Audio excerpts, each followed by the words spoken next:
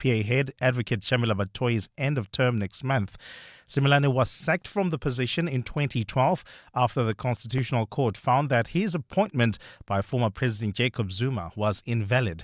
Khomotso Modise reports. Following the 2007 inquiry into former NPA head advocate Vusi Pikoli's fitness to hold office, the chair, Dr. Frin Janwala, found that advocate Menzi Similani, who was Director General in the Justice Department, misled the inquiry and his testimony was riddled with irregularities.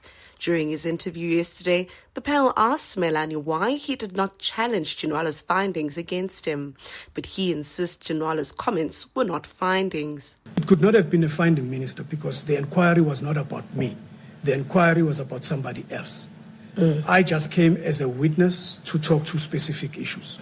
But it would be the same comments made in Janwala's report that would ultimately lead the Constitutional Court to find Similani's appointment to be invalid, leading to his ousting. Meanwhile, the advisory panel will make a recommendation to President Cyril Ramaphosa on the candidates that they endorse, and it will be up to the President to make a final decision. Khomotso Modise, Eyewitness News, Pretoria. Chairperson of Parliament's Basic Education Committee, Joy Maimela, says they welcome the swift action taken by the department to contain a matric exam paper leak. Minister Siviwe Gwagube yesterday announced that pupils at 7 schools in Pretoria had access to papers of 3 subjects before they were written. Gwagube says an anomaly was picked up during the marking process. Babalondenze reports. Minister Siviwe Gwagube says over 900,000 learners set for the exams that are being marked by over 51,000 trained markers. These markers are in 183 marking centers across the country. They work together in a collaborative manner to ensure that candidate scripts are marked accurately and fairly. Basic Education Committee Chairperson Joy Maimela said while they noted the seriousness of the matter, the committee welcomes the quick reaction by the department. The Gauteng Department of Education also heaped praise on its provincial examination markers for successfully detecting the anomaly in the question papers. Exams quality assurer Umalusi, meanwhile, assured the class of 2025 and their families that the investigations into the breach will in no way delay the release of the matric results of learners who are not implicated in the irregularities. Babalondenze, Eyewitness News, Parliament. Communities have been warned against mob justice following an alleged deadly vigilante attack in Diepkloof, Soweto. A 19-year-old man was found dead in Zone 5 on Wednesday, while 3 others sustained gunshot wounds. Police are investigating the motive behind the attacks. Jabulile Mbata reports. In a video circulating on social media, 4 of the boys are sitting on the ground completely naked in the middle of the road, with one of them with his hands tied behind his back. They are surrounded by a group of community members who seem to be shouting at them. Some of them are pleading. Police spokesperson Dimakato Nebuhuli says some of the boys were found with gunshot wounds. One of them was declared dead on the scene, while 3 were taken to hospital. The circumstances surrounding the incident are unknown at this stage, and police will be investigating a case of murder and 3 counts of attempted murder.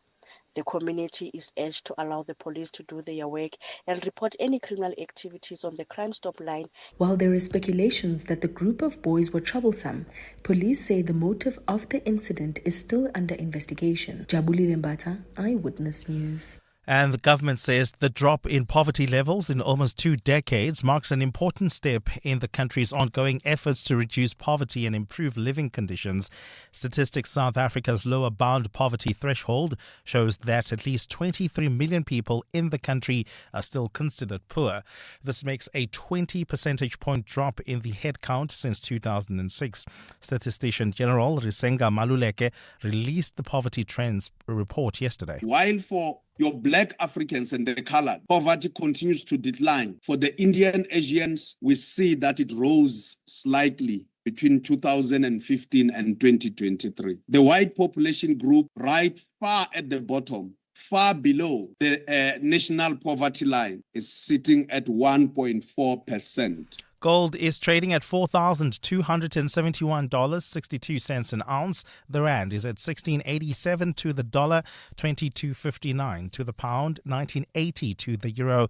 Brent crude oil is at $61.71 a barrel. And in the traffic, we've got a major accident scene on the N1 South leaving Midrand. It's right near Allendale Road, delays from New Road. There's also queuing traffic already on the N1 North between the Golden Highway and the Diepkloof interchange. And in your sport, the Proteas level the T20 series with a 51-run victory over India. De Kock smashing 90 from 46. At the Alfred Dunhill Champs, South African Christian Burke in a joint lead on 9 under, 1 ahead of the field. And in netball, the Proteas women beat Botswana by 30 points to book their place in the Africa Cup semi-finals. A partly cloudy Friday in store for Gauteng with afternoon showers and thunder showers expected. Johannesburg starting at 15 degrees, peaking at 25. Pretoria 16 and 27. Vereeniging 15 and 26 degrees. The top story in EWN this hour, former NPA head advocate Menzi Similani has defended himself during an interview where he's seeking to be reappointed to the top post. EWN, in touch, in tune and independent. For the latest, visit ewn.co.za or download the EWN app. This is Breakfast with Bongani Bingwa on 702. Let's walk the talk. 7 minutes after 6 o'clock, it is a Friday indeed. My name is Bongani Bingwa. Welcome to the program. On our menu today, we're going to be looking at all the legal issues that we have seen in the last week. Interviews for the next top prosecution's boss for the National Prosecuting Authority, the next National Director of Public Prosecutions. Who will it be? Who will the panel recommend? And who will the president choose? We brought back our legal expert from earlier in the week. We thought he was fantastic, Melusi Xulu. Will talk to us about those interviews. Yesterday, of course, we saw the turn of Hermione Cronier, and we also saw people like Advocate Menzi Similani. Well, they're all advocates, aren't they? How did it go? What were his impressions? And we'll also look at that inquiry looking into the fitness to hold office of the South Gauteng Director of Public Prosecutions, Advocate Andrew Chauke. Our big interview is with the MEC for Finance in KZN. And I know if you're a Gauteng resident, you may feel that, well, you're far away from all of that. But I think there's some lessons learned. How do you come back from the abyss? Francois Rodgers joins us in the studio. He's kind of doing a little tour to talk about what they've achieved and what's possible and what is still to be done in KZN. Lessons learned. Remember the first time you saw the ocean? Particularly if you're an inland dweller. Maybe you were young. There are people who spend their entire lives and have never seen the sea. There's a new short film that tracks the emotions and responses of South Africans going to the ocean for the first time. This is Breakfast with Bongani Bingwa on 702. Let's walk the talk. I'm not alone, of course. We've got the producers in the booth. Karabo in charge of all things social media. We've got Ropfiwa, and we've got Sam Tanda taking your calls and your WhatsApp voice notes. KG starting the clock. A little later on, Cindy Paluta will give you everything you need to know in the world of sport. You've already heard Sfiso Zulu with Eyewitness News. Kabazela out for the day. He's got a bit of a flu. I heard it yesterday. His voice was a little nasal, or a lot more nasal than it would usually be. So he's out for the count, as it were. Amoramila, you are here. Good morning, Bongs. Morning, 702 lenders. Muteo Haripa, good morning. Morning, Bongs. Have you cleared your throats? Your voices? I'm also a bit Did nasally, you have your lemon water? Let's go. Here we go. A one, two, three. It's a Friday. It's a Friday. It's a Friday.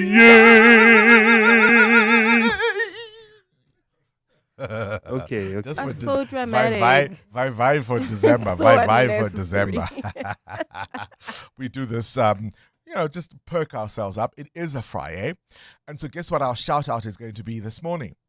I want to know, as many of us prepare for cooking, for hosting, for having people over, there's going to be brides, you're going to be with family.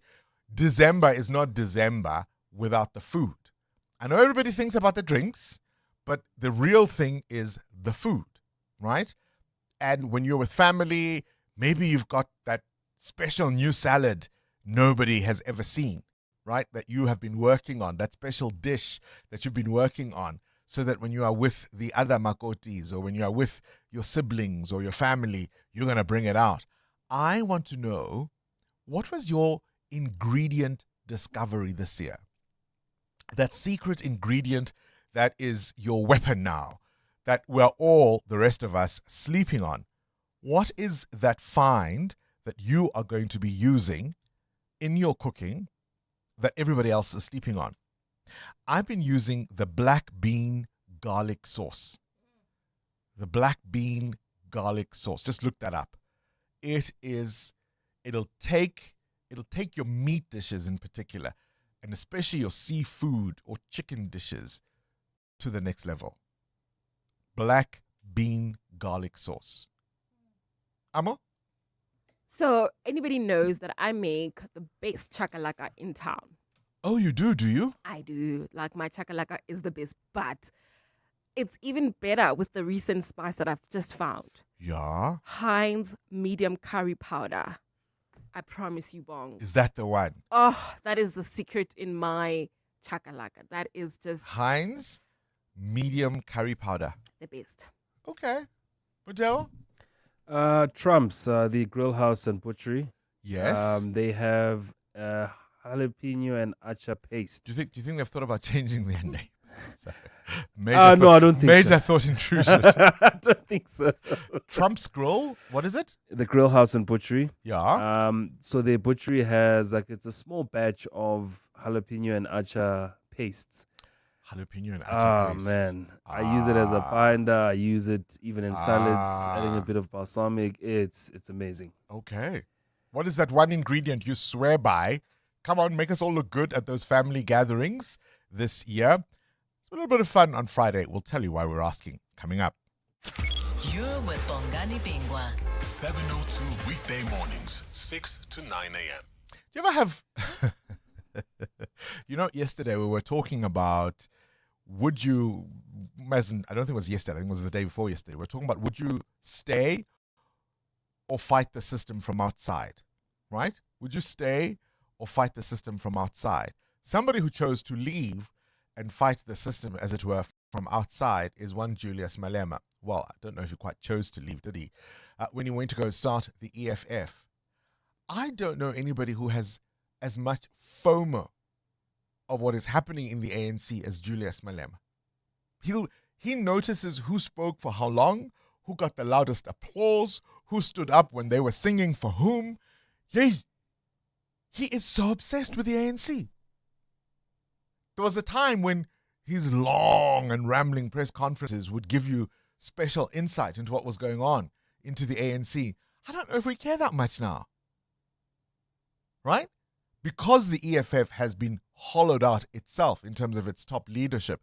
But make no mistake, there's some bright young stars in the Red Berets, so not to take away from their abilities at all, but it's just not Aisafani. Where's Musima to tell us? Aisafani. So yesterday, Julius Malema held a press briefing in Marshalltown, and one of the things he said was that the ANC Secretary General Fikile Mbalula might actually be on track to become the top official in the ANC. Remember Mbalula's denial the day before that, what are you guys talking about? I don't know anything about the Secretary General trying to be the deputy president. Malema saying yesterday, no, don't be fooled. This guy wants the top job. He wants to be president.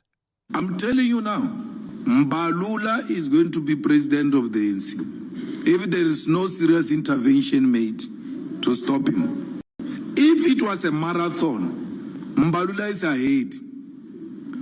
Paul is trying to catch up.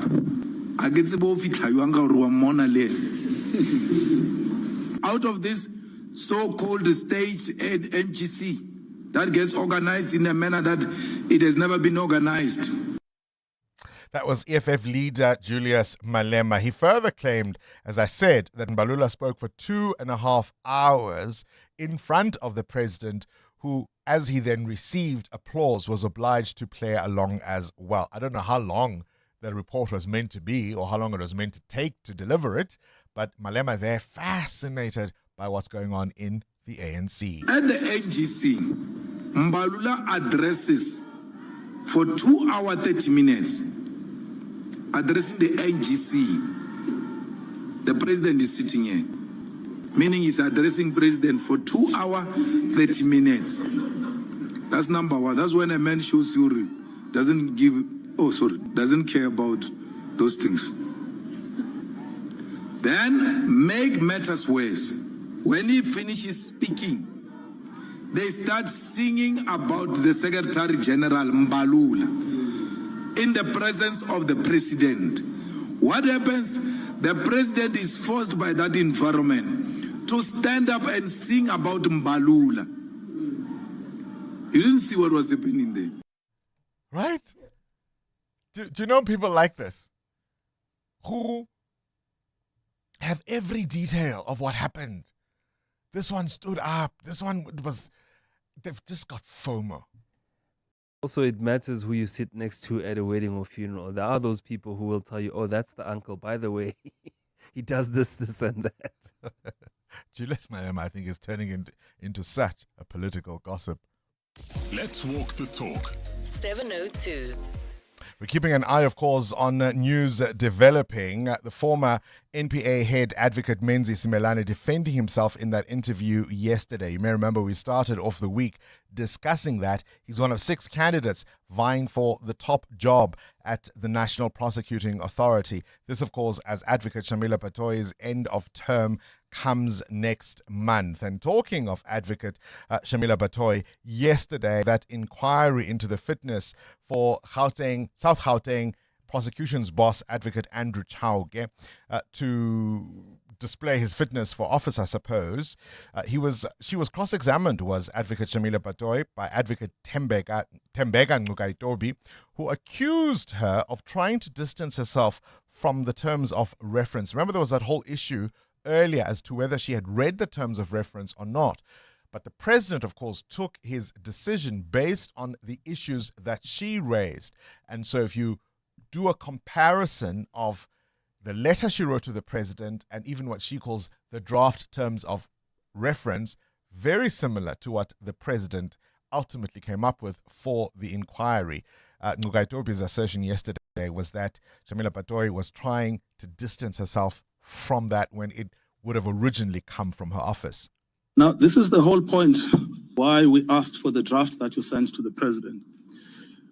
What we can now say is that these terms of reference are virtually identical to what you gave the president, except for item A, which we discussed. And yet you've given evidence that seeks to distance yourself from your own terms of reference. Can you explain yourself?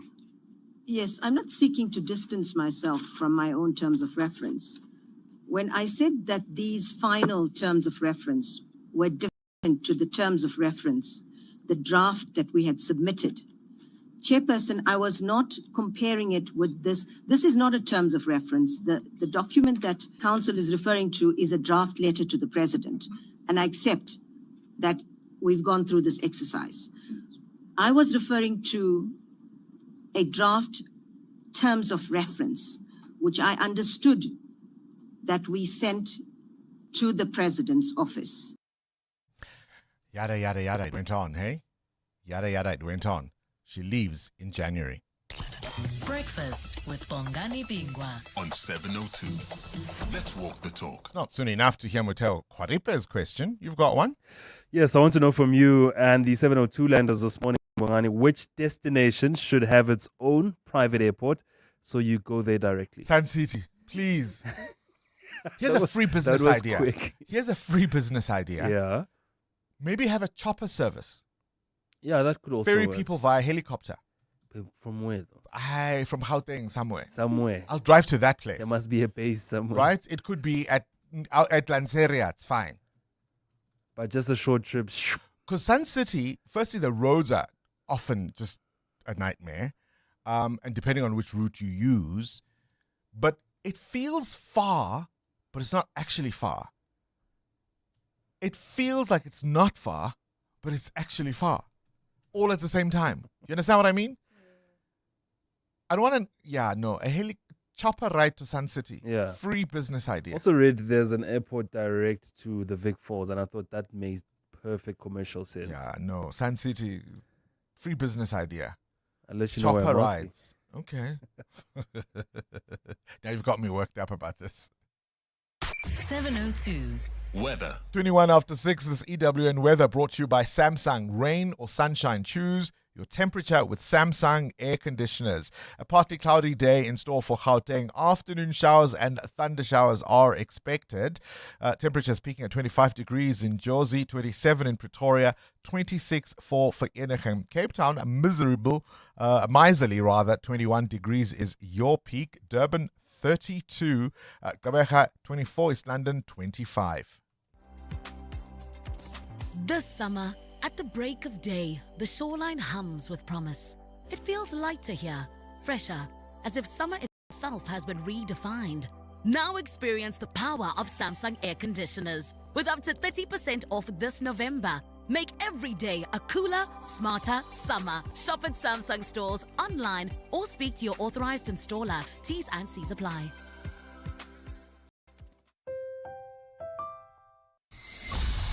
EWN Traffic. Let's catch up with the roads. Amuramila, what are you seeing at this hour? It's a Friday. It is indeed a Friday, Bongani, but we start the day with an accident reported on the N1 South leaving the Midrand area. It's right near Allendale Road, delays from New Road. It's causing about a 20-minute holdup, but you still have Pretoria Main Road to use to navigate your way around the scene, as well as the R21 South if you are leaving the city of Tshwane right now towards areas like Midrand as well as Tembisa. If you are traveling in the south of Joburg, we've got some delays on the N1 North heading towards the Deep Kloof interchange coming out of the Golden Highway. Peak time delays there. There's also peak time delays on the N3 North between Van Buren Road and the Glulies interchange. I'll have more updates for you, but if you come across anything, we are on X at EWN Traffic. There's more EWN on air, online, and on the EWN app. 702. Add your voice. Have your say. Let's walk the talk. Good day, Bongani and the crew. I think it's, when it comes to ANC and Julius Malema, I think it's less about obsession, but more about manipulation, seeking to control ANC from the outside for his own benefit, obviously. Thank you. Good morning, Bongani and the 702 team. Happy Friday. Mina Bongani, I feel sad for the EFF voters who vote for a president who listens to other party for 2 hours, 10 minutes. Smoke at Buche Park. Happy Friday. Happy Friday indeed. We're talking about Julius Malema's FOMO as to what's going on in the ANC. I think he watches all of this and he thinks, boy, oh boy, if only I had stayed, I'd be doing so much better. I'd be making sure that they're reinventing, reinvigorating, renewing. But of course, he can't, can he? Start your day with Bongani Bingwa on 702. Let's walk the talk. Things you need to know at this hour, 24 after 6. All right, here's the thing. Saudi Arabia is now allowing wealthy non-Muslim foreigners with premium residency to buy alcohol from a previously diplomat-only store in Riyadh, despite no official policy announcement. This is a move reflecting the Crown Prince Mohammed bin Salman's broader pattern of gradual low visibility social liberalization. The controlled access system suggests government's involvement as the kingdom, of course, tries to balance modernization goals and the risk of conservative backlash. Here's a thought. The minimum wage, South Africa's National Minimum Wage Commission has recommended raising the hourly minimum wage to above 30 Rand per hour from the current 28 Rand 79 cents rate. The proposed increase, at least 5% based on inflation plus 1.5 points, would benefit around 5.5 million low-paid workers, including farm and domestic workers. The final decision, of course, will be made and take effect on the 1st of March, but the recommendation is now open for public comment. It raises this question: do you give the staff who work in your home a Christmas bonus? Does it depend on whether you got one or not, or how good yours was? The auntie who works in your home, who does your washing, who looks after your most prized asset, perhaps even takes care of your children. The gardener who looks after the beautifying of your home. The people who work in your home, do they get a Christmas bonus? And what does it depend on? And what's your formula for calculating that bonus? I'd love to know. Italy has become the first country in the world to have its entire national cuisine recognized by UNESCO as an intangible cultural heritage, following a campaign led by the Prime Minister. UNESCO has praised Italian cooking as a cultural practice that blends tradition, social connection, and respect for ingredients passed down through generations. And I want to know from you, if you want to get our food recognized similarly, what's that secret ingredient? What's your secret weapon? That's why we've been asking that question. As I said, I've discovered the beauty of black bean garlic sauce, and it just raises seafood dishes, especially, to another level. What is that secret weapon you're going to be bringing to your food as you gather with your loved ones this December? Extreme poverty in South Africa has dropped significantly over the past 14 years, with about 5.1 million people living below the food poverty line. But 10.8 million people, nearly 1 in 5, still endure extreme hardship. All right, so about 5.1 million fewer people. So we've taken about 5.1 off that list. We now have about 10.8, though, still enduring extreme hardship in South Africa. And it's happy birthday to a legend, to a queen. She is a singer, a television host who ranks among the 40 biggest U.S. hit makers since 1955. You see me walking down the street and I start to cry. Each time we meet, walk on by. Walk on by. Make believe that you don't see the tears. Just let me grieve in private, 'cause each time I see you, I break down and cry. Born on this day, 1940, Dionne Warwick celebrates birthday number 85. She's one of the most charted female vocalists of all time. She's had 56 of her singles in the Hot 100, 12 of them in the top 10, 80 singles in total, either as a solo or with other artists making the Hot 100, R&B and or adult contemporary chart. She's still working, she's still performing to this day. Do you have plans to retire, dreams to retire, or are you one of those people who wants to work until they drop? They're going to have to pull me out of this chair. I could be 70. And I always tell them there have been breakfast show hosts in talk radio who've worked until the age of 80. Alan Jones, the Aussie legend, did breakfast until he was 80. I'm just saying, in case my bosses want to argue with me. There's precedence. Imagine me singing It's a Friday at 80. 702. The newspapers. Sfisa Zulu, that laugh was just a little too loud. What, we're going to have to too wheel sharp. you here into studio every morning. In those Your days, poor we'll daughter. have computers that are holographic. She'll be retired and I'll still be working. What's in the papers? Bongani, Australia's social media ban for people under the age of 16 is already being challenged, and this is just a few days after it was implemented. And now, message board website Reddit. Have you heard of Reddit, Bongani? Yes, indeed. Yeah, so... Wow! I'm just asking because a lot of people don't I was know on it. Reddit when you were in university. So it has filed a lawsuit today asking the High Court in Australia to overturn the social media ban, and they're calling the law an infringement on free political expression. What they're arguing is that children or the people who are under the age of 16 will not have a platform to have political discourse, especially that they are under 16. Their right, you see. Yes, because in 2 years' time, they will be voting. So they need to be part of political discourse. So Reddit is saying, well, you must overturn this based on those grounds. The Mail and Guardian is a picture of President Ramaphosa wiping his eyes, more sweat than tears, and it says ANC renewal headache. The Business Day, EFF presses Mashatile on link to license awardee. The Red Berets want the Deputy President to account under oath for his dealings with a consortium to which the lucrative license to operate the National Lottery was awarded. The Citizen, protect our kids online. The government may dismiss Australia's new social media ban for kids as not African, they say. Ramaphosa emerges unscathed, says the Sowetan, talking about the ANC's NGC. EWN Business. All right, Mateo wants to know which holiday destination should have its own airport so you go there directly and easily. I say Sun City ought to have an airport or at least some kind of chopper service. What prompts the question? Bongani, the Cape Winelands is one of South Africa's top travel destinations with world-famous wine farms and restaurants.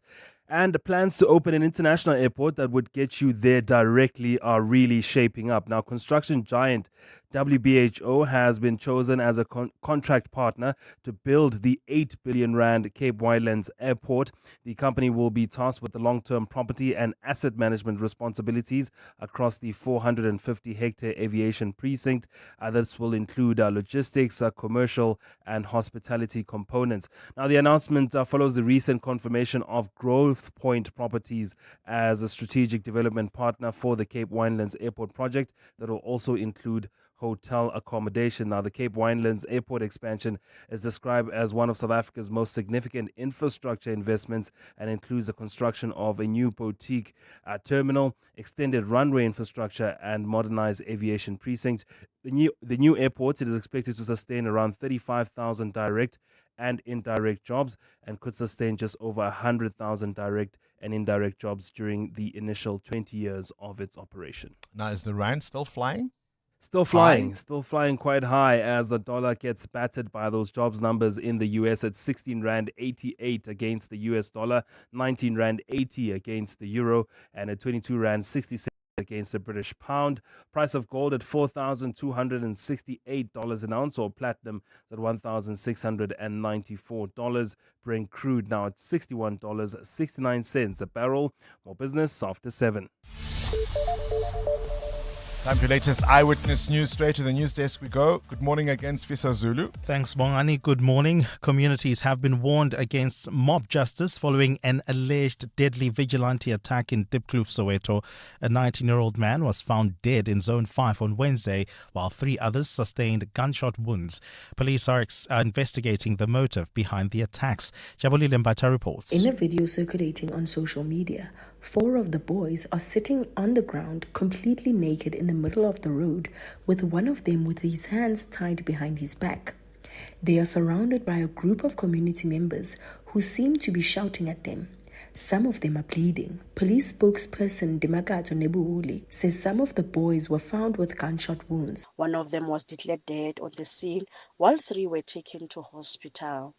The circumstances surrounding the incident are unknown at this stage, and police will be investigating a case of murder and 3 counts of attempted murder. The community is urged to allow the police to do their work and report any criminal activities on the Crime Stop line. While there is speculations that the group of boys were troublesome, police say the motive of the incident is still under investigation. Jabulile Mbata, Eyewitness News. Acting Commissioner of the UIF, Malebo Mabicha Thompson, has welcomed an SIU search and seizure operation conducted at the fund's offices in Gauteng and KwaZulu-Natal, as well as at other properties. Yesterday's raid forms part of an investigation into a syndicate that diverted 161 million rand from the UIF COVID-19 Temporary Employee Relief Scheme. Mabicha Thompson says several employees at different levels of responsibility who reported to her are under investigation.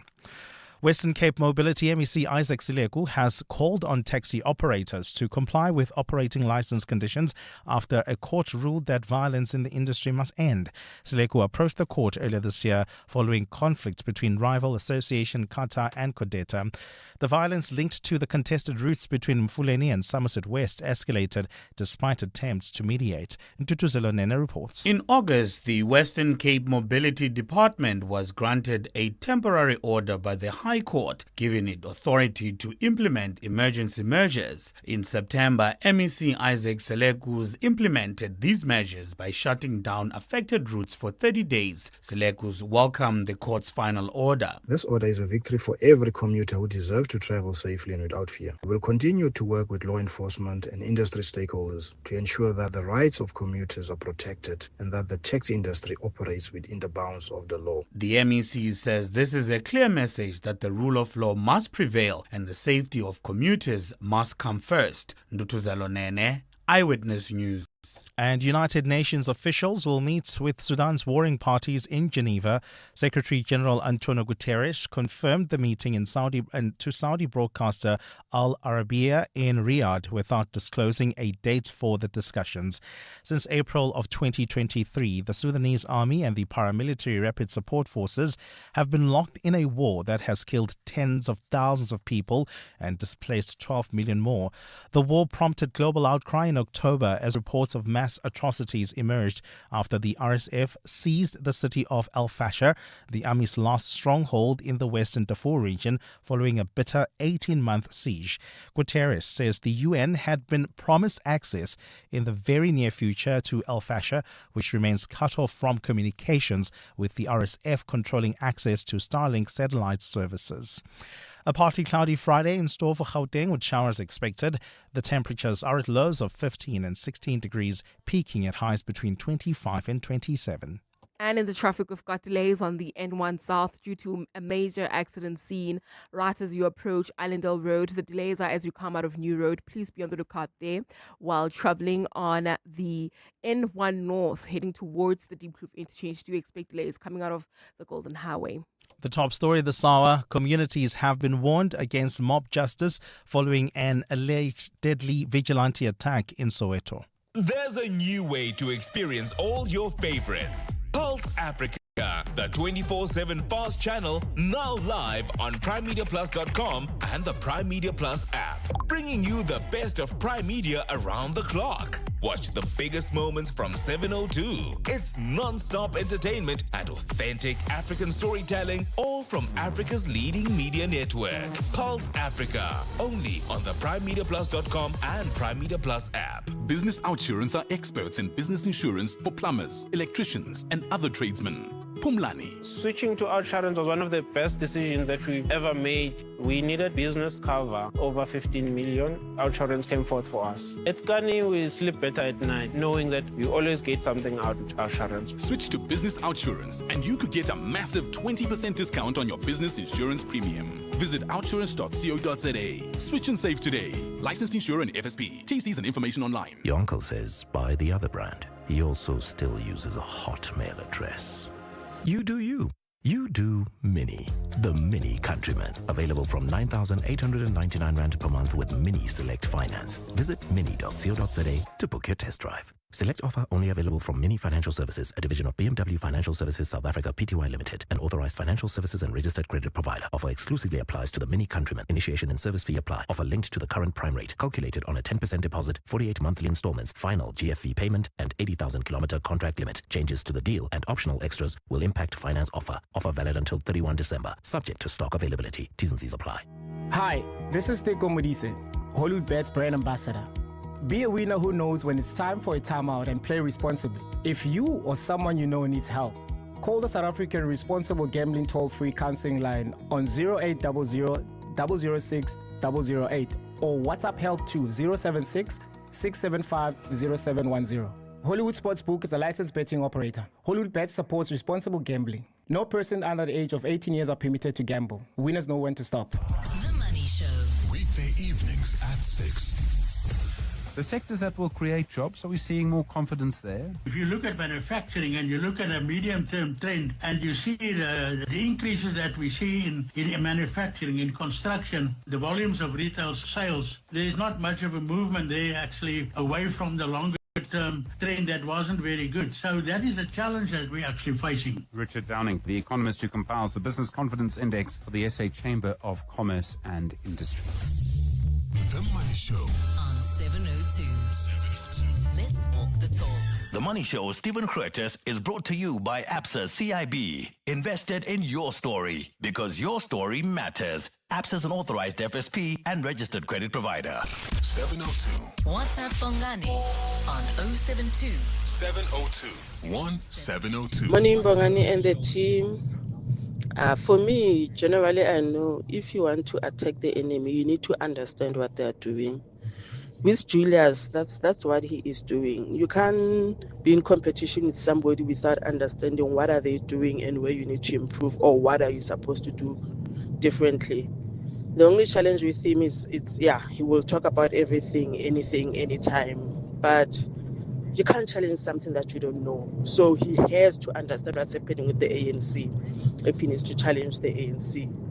I don't think it's only the ANC, maybe even the DAs, if they have press conferences. You need to listen to everybody who's your competitor for you to be able to improve.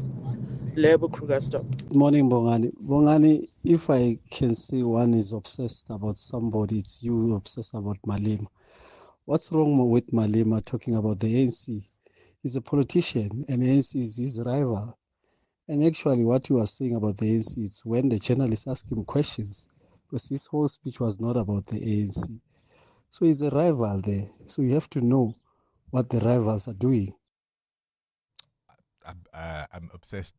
Yes, that's what it is. Yes, you absolutely. I'm so obsessed with Julius Malema. I've got Julius Malema t-shirts. I've got Julius Malema duvets. Julius Malema curtains. That's a joke. That's a joke. I just made the point. He seems to have, forget an obsession, this fear of missing out, because he'll tell you everything that happens within the ANC. And maybe there is some truth to what that voice note is saying.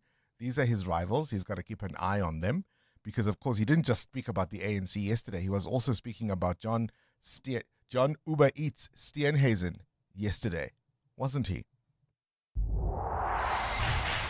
EWN Sport. 18 minutes before 7 o'clock yesterday. What a performance by the Proteas men, Cindy Peluta. Right. Special mention to Quinton de Kock.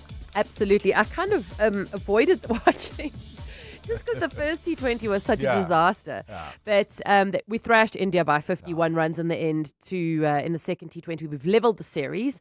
So we were sent in to bat first, which was actually people saying the wrong decision from India because the wickets started getting dewy and all this kind of stuff. But South Africa posted 213 for 4 and Quinton de Kock smashed 90 from 46, which was long overdue.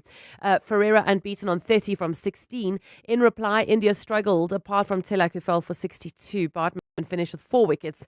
De Kock says the time off in his retirement has been the best thing for him. When I left, I was quite exhausted from international cricket. So my break was much needed. So now I came back now, I've got a lot of energy. I feel I can put back. I want to play for as long as I can now, where I don't think I could have had that mindset if I carried on playing. I think I actually would have probably maybe finished my career earlier, where now with my break I feel I can prolong my career. I feel fitter than ever. So mentally also I'm not exhausted. Happy to be back. 5-match series now level at 1-1 with the third T20 on Sunday. In Test action, New Zealand thrashed the West Indies by 9 wickets in the second Test this morning. Duffy took 5 for 38 as the West Indies were 128 all out in their second innings. The Black Caps chased down a target of 56 for the win within 3 days. In golf, after the first round of the Alfred Dunhill Champs at Royal Johannesburg, South African Christian Burke and Spaniard Eugenio Shakara share the lead on 9 under, one ahead of Tristan Lawrence and Brandon Stone. Here's Burke, who opened with 6 birdies. Yeah, it was really fun. Good start. You always want a 6-birdie start. It's just tough to try to get the momentum after that great start, but I'm happy with how I played today. In netball, Spa Proteas remain unbeaten at the African Netball Cup after a 56-26 win over Botswana, their last pool game, and have qualified for the semi-finals. And local football, Carling Cup weekend, I want to call it Orlando Pirates B team against the Carling All-Stars at the Moses Mabhida Stadium tomorrow, because only players not selected for AFCON will be in action, and there's 9 Orlando Pirates players unavailable. So it's the country against Orlando Pirates B team, basically. Country duty. Right? Cindy Peluta, Eyewitness News Sport. The Brainy Kids of the Whiz Quiz on 702. Hello, Uncle Bongani. My name is Precious. I am 10 years old. I go to Samuel Mangala Primary School. And when I grow up, I want to be a CEO. We can't wait to play with you too. Remember, we couldn't quite do it yesterday. Hopefully we can get through today. 702. Coming up at 7:15, the big interview. EWN Traffic. It's 7:15. This EWN Traffic brought to you by Outsurance. SMS out to 45142 now and you could save on your car insurance. If you don't, ask them for 500 Rand. Amma, what are we seeing at this hour? There's issues on the November 1 South. That's correct, Bongani. Remember that accident that happened in the early hours of this morning, and as a result, delays between New Road and Allendale Road. And if you can, please try to avoid the scene by using Pretoria Main Road. And if you are leaving the city of Tshwane at this particular moment, your best alternative is the R21 South to try and avoid this scene, because it could take you about 20 minutes to get to the Baklu interchange. And then if you are traveling on the N1 North in the south of Joburg, we've got some delays towards the Diepkloof interchange. Please be on the lookout there. There's also queuing traffic on the N3 North between the Winelands interchange and Giluli's interchange. And traffic lights are still out of order in Calvin at All Pretoria Road and Northway, as well as in Melrose at the M1 North and Corlett Drive. More updates coming up. Stay tuned. There's more EWN on air, online, and on the EWN app. You could spend 10 minutes waiting for that video to download. Or get a 10-minute quote from Outsurance that could save you thousands on your car insurance. SMS out to 45142. Like 48-year-old Felicity, who now pays a low 836 Rand a month for her 2020 Hyundai Tucson. With Outsurance, you get the legendary Out bonus that pays you a percentage of your premiums back if you're claim-free. SMS out to 45142. Make today the day you switch and get more out. After switching, 31-year-old Palisa now pays only 926 Rand a month for her 2024 Kia Sonet. Ready to get more out of your car insurance? Get a quote today. And if Outsurance can't beat what you're currently paying, you can ask for 500 Rand. Make that 1,500 Rand if you've been claim-free and with the same insurer for 3 years. Savings or cash, you have nothing to lose. SMS out to 45142. That's out to 45142. Outsurance, licensed insurer and FSP. TCs and information online. Check in, take your seat, stretch out, sip something special, and feel the holiday mood kick in long before you land. At South African Airways, every moment on board is designed to ease you into that holiday feeling. This summer, fly to Gaborone from 2,600 Rand all-inclusive return with an allowance of 3 checked bags. You can take everything you need for that perfect escape. This offer is valid for sale until 31 March 2026. Book at flysaa.com or contact your nearest travel agent. At South African Airways, your holiday starts when your flight does. It's amazing what Help can do. Help can take you from smart money moves to smart gadgets and household must-haves. With an FNB Premier Credit or Fusion card, get up to 40% back in e-bucks on devices and appliances. Open any FNB Premier account today, celebrating 25 years of helping you live the Premier life. FNB, help changes everything. TC's earn rules apply while stocks last. FNB, a division of First Rand Bank Limited, an authorized financial services and credit provider. Mzansi, walala wasala. Panda Pusha play Powerball for the massive 83 million Rand guaranteed jackpot this Friday and step closer to a world of endless possibilities. Get your lucky numbers ready and play Powerball for the guaranteed 83 million Rand jackpot today. Buy your tickets now in store on nationallottery.co.za, the mobile app, cell phone banking, or simply dial *120 *7529 hash for USSD. Panda Pusha play. Players must be 18 years old or play responsibly. eTuba is a proud operator of the National Lottery. Coming up in the next hour, what's the question? And it's brought to you by Outsurance. Up to 3,000 Rand in cash is up for grabs. So what you do is you send us an answer based on something you heard on the show that might have piqued your interest, and you could win 1,000 Rand. You WhatsApp us your name and that answer to 072 702 1702. Later, someone else will ask a question to get to your answer, and for their troubles, they will win 2,000 Rand. Now, remember, you always stand a better chance of being selected if you have SMS'd out to Outsurance to get yourself a quote. So do it now and SMS out to 45142 now, and you could save on your car insurance. Join us. Let's walk the talk. This is 702. Morning, Bongani. There was a small airport next to Sun City there. Before, I don't know what happened to it. Maybe just ask the Northwest government. They know something about that small airport. It was there. all the time. Different Midrand. Thank you. Morning, Bongani. Good morning, the team. Do you know that there used to be an airport called Johannesburg International Airport during those years of, Boputatswana, and it was just so easy just to go to Sun City. So, I hear you. And funny enough for me, it's like an hour less drive to Sun City, but again, it feels like it's far away. Maybe it's still there, hey? Maybe it's for the private jet crowd. Yeah, maybe the reason we don't know is we don't move in the right circle. Who is the whizziest of them all? It's the Whiz Quiz on 702. Let's give away some money. We tried to play with Katu yesterday and we just weren't connecting. Katu wants to be a CEO later in life. And Katu, can you hear us this morning? Yes. Yes, is the bright and loud answer. That's what we want to hear. All right, without any further ado, we've kept you waiting long enough. KG, start the clock. Spell the word quiz. Quiz. Correct. What is 22 minus 10? 22 minus 10. Yes. 10. I don't pass. 12. True or false? Florence is the name of a city in Italy. False. That's true. Which word means icy? Global or glacial? Pass.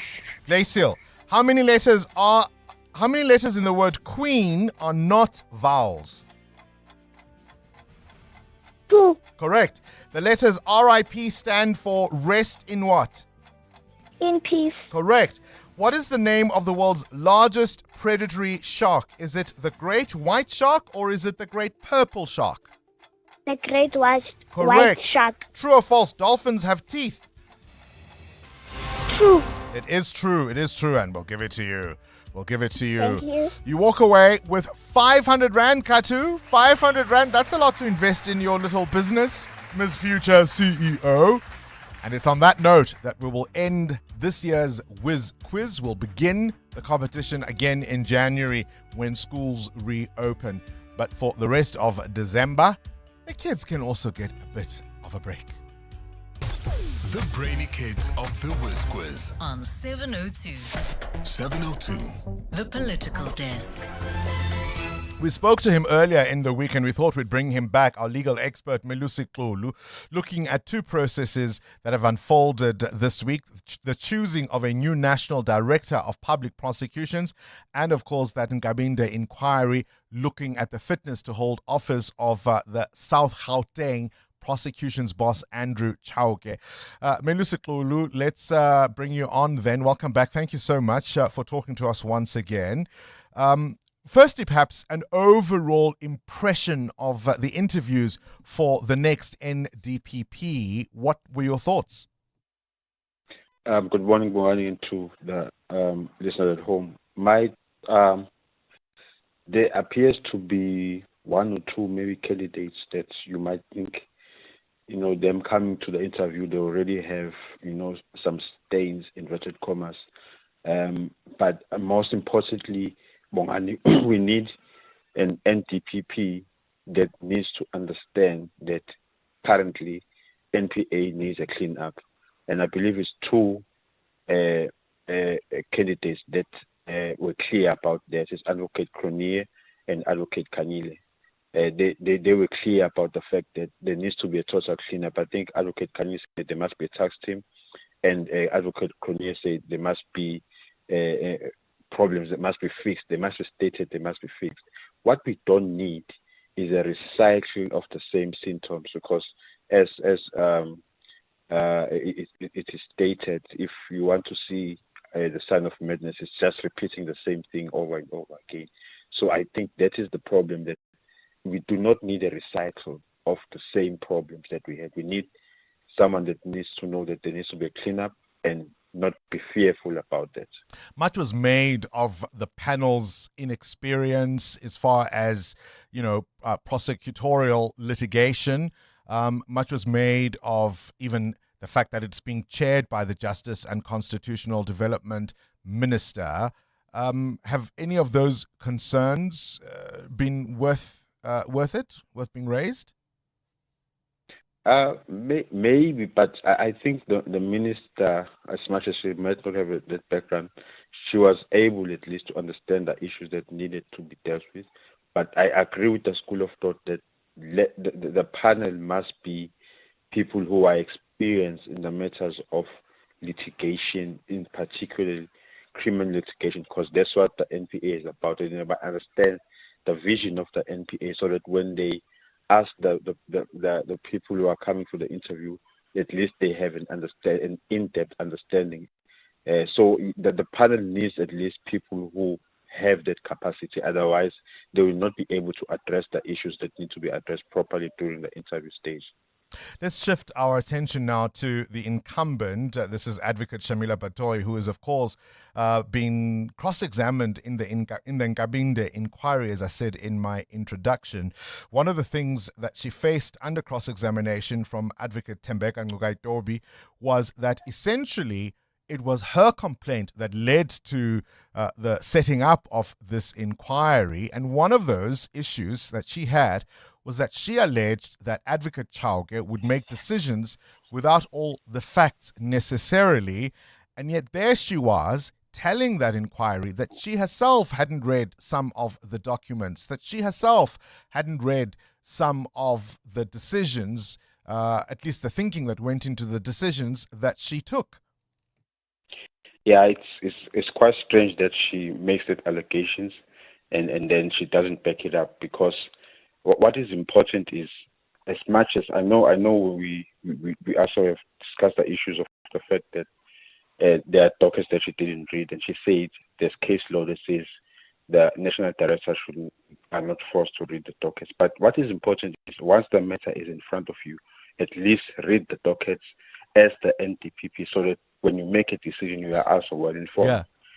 Sorry to interrupt you, Melissa Kuli. Yeah. There was a moment yesterday where the chairperson, she said, "What?" She said, "You don't even peruse them." She actually uttered the word "what."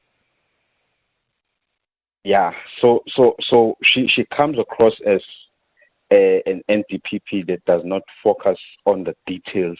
Not that she must focus on every detail, but there are those details that she needs to focus on that are important. So I think her lack of preparedness, Bongani, it gives more strength to Advocate Chauke's case. But I don't want to say Advocate Chauke will win this inquiry, but it looks like he has a stronger chance. I mean, he has even brought one of the best legal eagles in the country. That shows the seriousness on challenging this. So it looks like she was just leaving everything to the panel and saying, okay, my affidavit is not necessarily the same as the terms of reference, but this is the evidence. You guys must look at this. I've got the experts reports. Look at this, and you make it. It looks like she's already made a decision herself that Advocate Chauke is guilty of the charges, and she's saying, don't focus too much on my mistakes. Just look at what I have and find them guilty. And that's a problem. She must back it up in the manner of speaking. Yeah. So both processes, the Nkabinde inquiry and the interviews for the successor of Shamila Batoyi, touched on appointments made during what we may loosely term the state capture years, and that some of that personnel remains in the NPA. How difficult a job then does the next top prosecution's boss have, given that context and indeed what we may now make assumptions about under Shamila Batoyi's tenure? Yeah, like I said in the beginning, I think what the NPA needs is a total cleanup, and whoever was appointed maybe in those years, if they've not shown that they can align to the vision, they must be removed from the leadership position, so that at least at the moment, what NPA needs, maybe I'm repeating this, is a person who understands that currently there are dysfunctions. Maybe I did not check the other advocates who were interviewed, but as I highlighted, there are two who were specific on that. So there needs to be a total cleanup in every way that is possible. Are you in or are you out? Melusi Xulu talking to us from Durban, our legal expert, for this week's Political Desk. 702. Coming up, the big interview. How do you come back from the abyss after years of budget cuts, allegations of the mismanagement of public monies? KZN is on the road to recovery, or so says the finance MEC. He joins us next to unpack what we can all learn from what they've been doing in that province. That to come after this Eyewitness News, brought to you by Momentum. Financial advisors help you have a better shot at generational wealth. Speak to a Momentum accredited financial advisor. Momentum is part of the Momentum Group Limited, an authorized FSP and registered credit provider. This is EWN. Suspected human traffickers have been stopped at OR Tambo International Airport, and stats show KZN is hardest hit by poverty. Good morning, I'm Sfiso Zulu. The Border Management Authority says it has intercepted the movement of 30 foreign nationals in a clampdown on suspected human trafficking operations. 14 Ethiopians and 16 Bangladeshis were stopped at OR Tambo International Airport yesterday. The BMA says the movements of the Ethiopians were identified on suspicious and similar to methods used by trafficking syndicates that try to move people through South Africa to neighboring countries, while the Bangladeshi men were traveling with fake visas. BMA spokesperson Meme Mokhotsi says both groups were traveling on separate Ethiopian airline flights. The group arrived in another Ethiopian airline flight and were identified after officers noticing them blending suspiciously among South African travelers in the Maize area. So these individuals were separated from the queue and were referred to the BMA Law Enforcement Office for secondary investigation. A panel interviewing candidates for NPA boss has pressed advocate Menzi Similani on the 2010 Blood Diamonds case that was tried during his term. Similani was being interviewed as the final candidate vying to return as NPA head after the Constitutional Court ruled that his appointment was invalid in 2012. 6 candidates have been interviewed for the post as advocate Shamila Batoyi's term comes to an end next month. The Blood Diamond case involved the gifting of 3 uncut diamonds to Naomi Campbell, a model, by former Liberian President Charles Taylor, which happened in South Africa at a dinner in 1997 that was hosted by former President Nelson Mandela.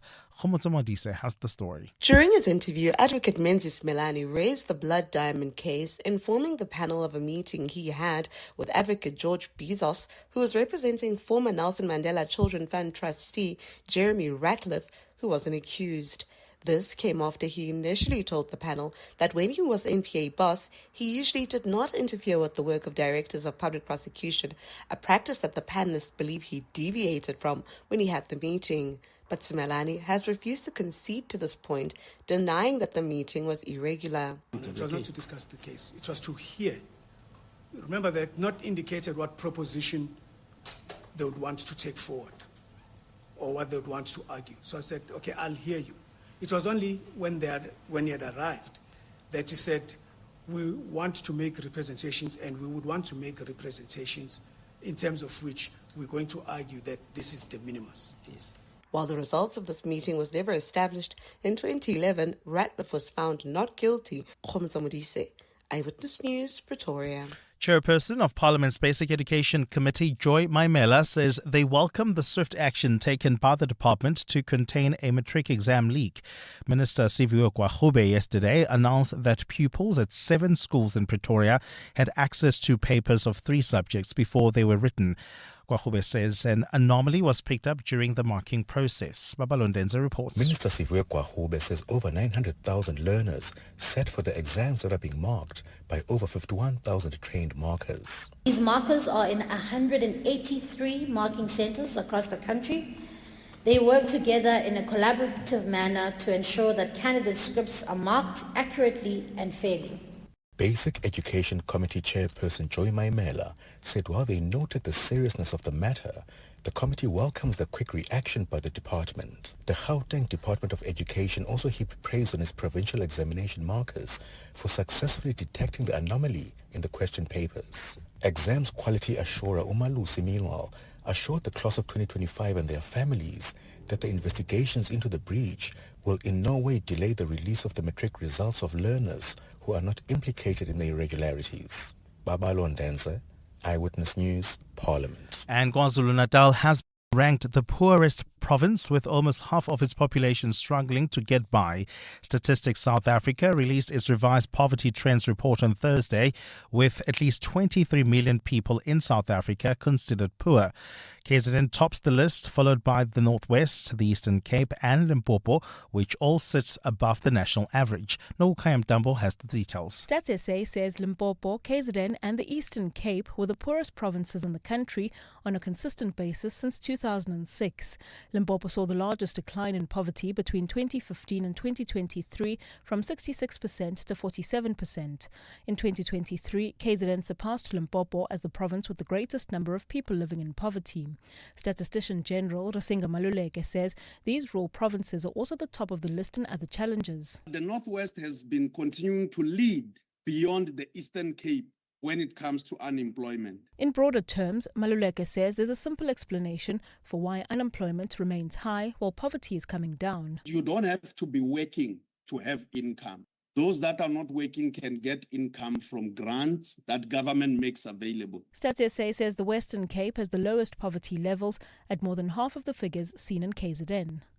Nogukanyam Dambo, Eyewitness News. Gold is trading at $4,271.62 an ounce. The rand is at 16.87 to the dollar, 22.59 to the pound, 19.80 to the euro. Brent crude oil is at $61.71 a barrel. And in the traffic, we've got delays on the N3 North between the Winelands interchange and the Giluli's interchange while traveling in Benoni or heading towards Benoni. We've got a major accident scene on the N12 East. It's been reported right near Patfontein Road and it's causing delays coming out of Snake Road. Please try to avoid. And in your sport, Quinton de Kock smashes 90 from 46 as the Proteas beat India by 51 runs to level the T20 series. The UDM has lodged a formal complaint to the Human Rights Commission over alleged racist comments made by Bafana coach Hugo Brosh. And at the Alfred Dunhill Champ, South African Christian Burke in a joint lead on 9 under, 1 ahead of the field going into the second round. A partly cloudy Friday in store for Gauteng with showers expected in the afternoon. The temperatures will peak at highs between 25 and 27 degrees. The top story in EWN this hour. The Border Management Authority says it has intercepted the movement of 30 foreign nationals in a clampdown on suspected human trafficking operations. EWN, in touch, in tune and independent. For the latest, visit ewn.co.za or download the EWN app. They say the early bird catches the worm. Great advice, unless you're the worm. Generic so-called wisdom doesn't work for everyone. So I settle for a financial plan that's one size fits some. Momentum accredited financial advisors take the time to get to really know your unique situation. Advice meets your context. Momentum, your journey to success. Momentum is part of Momentum Group Limited, an authorized financial services and registered credit provider. This is Breakfast with Bongani Bingwa on 702. Let's walk the talk. 9 minutes after 7 o'clock. This is 702 Breakfast. It is, of course, Friday, the 12th of December. Have you hit December just yet? I was listening to my 947 colleague the other day, Mo Flavor, saying December actually, it's a day. December is a whole day. Every day is December. December is just an extended madness, if you will. As you host or prepare to go to other people's homes to be hosted, maybe you're bringing a special dish, a special salad. What's your secret weapon this year? We're looking for either that ingredient or that dish. Italy's food, Italian food, recognized by UNESCO now as something special. What would you say would help us get there? What's that dish? What's that ingredient? Your secret weapon this December. Stories about border management are certainly going to grow in the coming days. A clampdown on human trafficking operations. Ethiopians, Bangladeshis stopped at OR Tambo yesterday. We know, of course, of the individual who was arrested with almost 150,000 rand in cash with all kinds of passports from Malawi, from Zimbabwe. He runs this operation where he goes to the border and has them stamped to be renewed without the holders ever having to be seen by anyone. When those are the top stories in Eyewitness News, you know it's December. This is Breakfast with Bongani Bingwa on 702. Let's walk the talk. And by that I mean the idea, of course, people trying to come and in and out of the country when I suppose they think it's holiday time, things are a little bit more relaxed. We want the tourists, or they want to sneak out the way that they snuck in, and that's all I mean by that. Our political desk looking at those interviews for the next National Director of Public Prosecutions. Yesterday, we had a number of interviews, and I would agree with Melusi Xuli that the two frontrunners quite possibly would be Advocate Xolisile Khanyile and the former head of the NPA's investigative directorate, Advocate Hermione Cronje. Let's give you some idea of what we mean by that.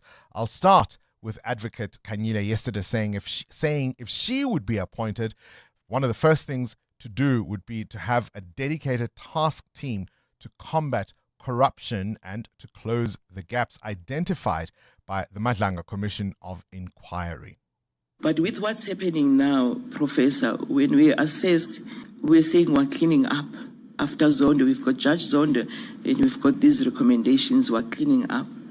The Madlanga Commission is revealing to us that we haven't cleaned enough. There's still more work to be done.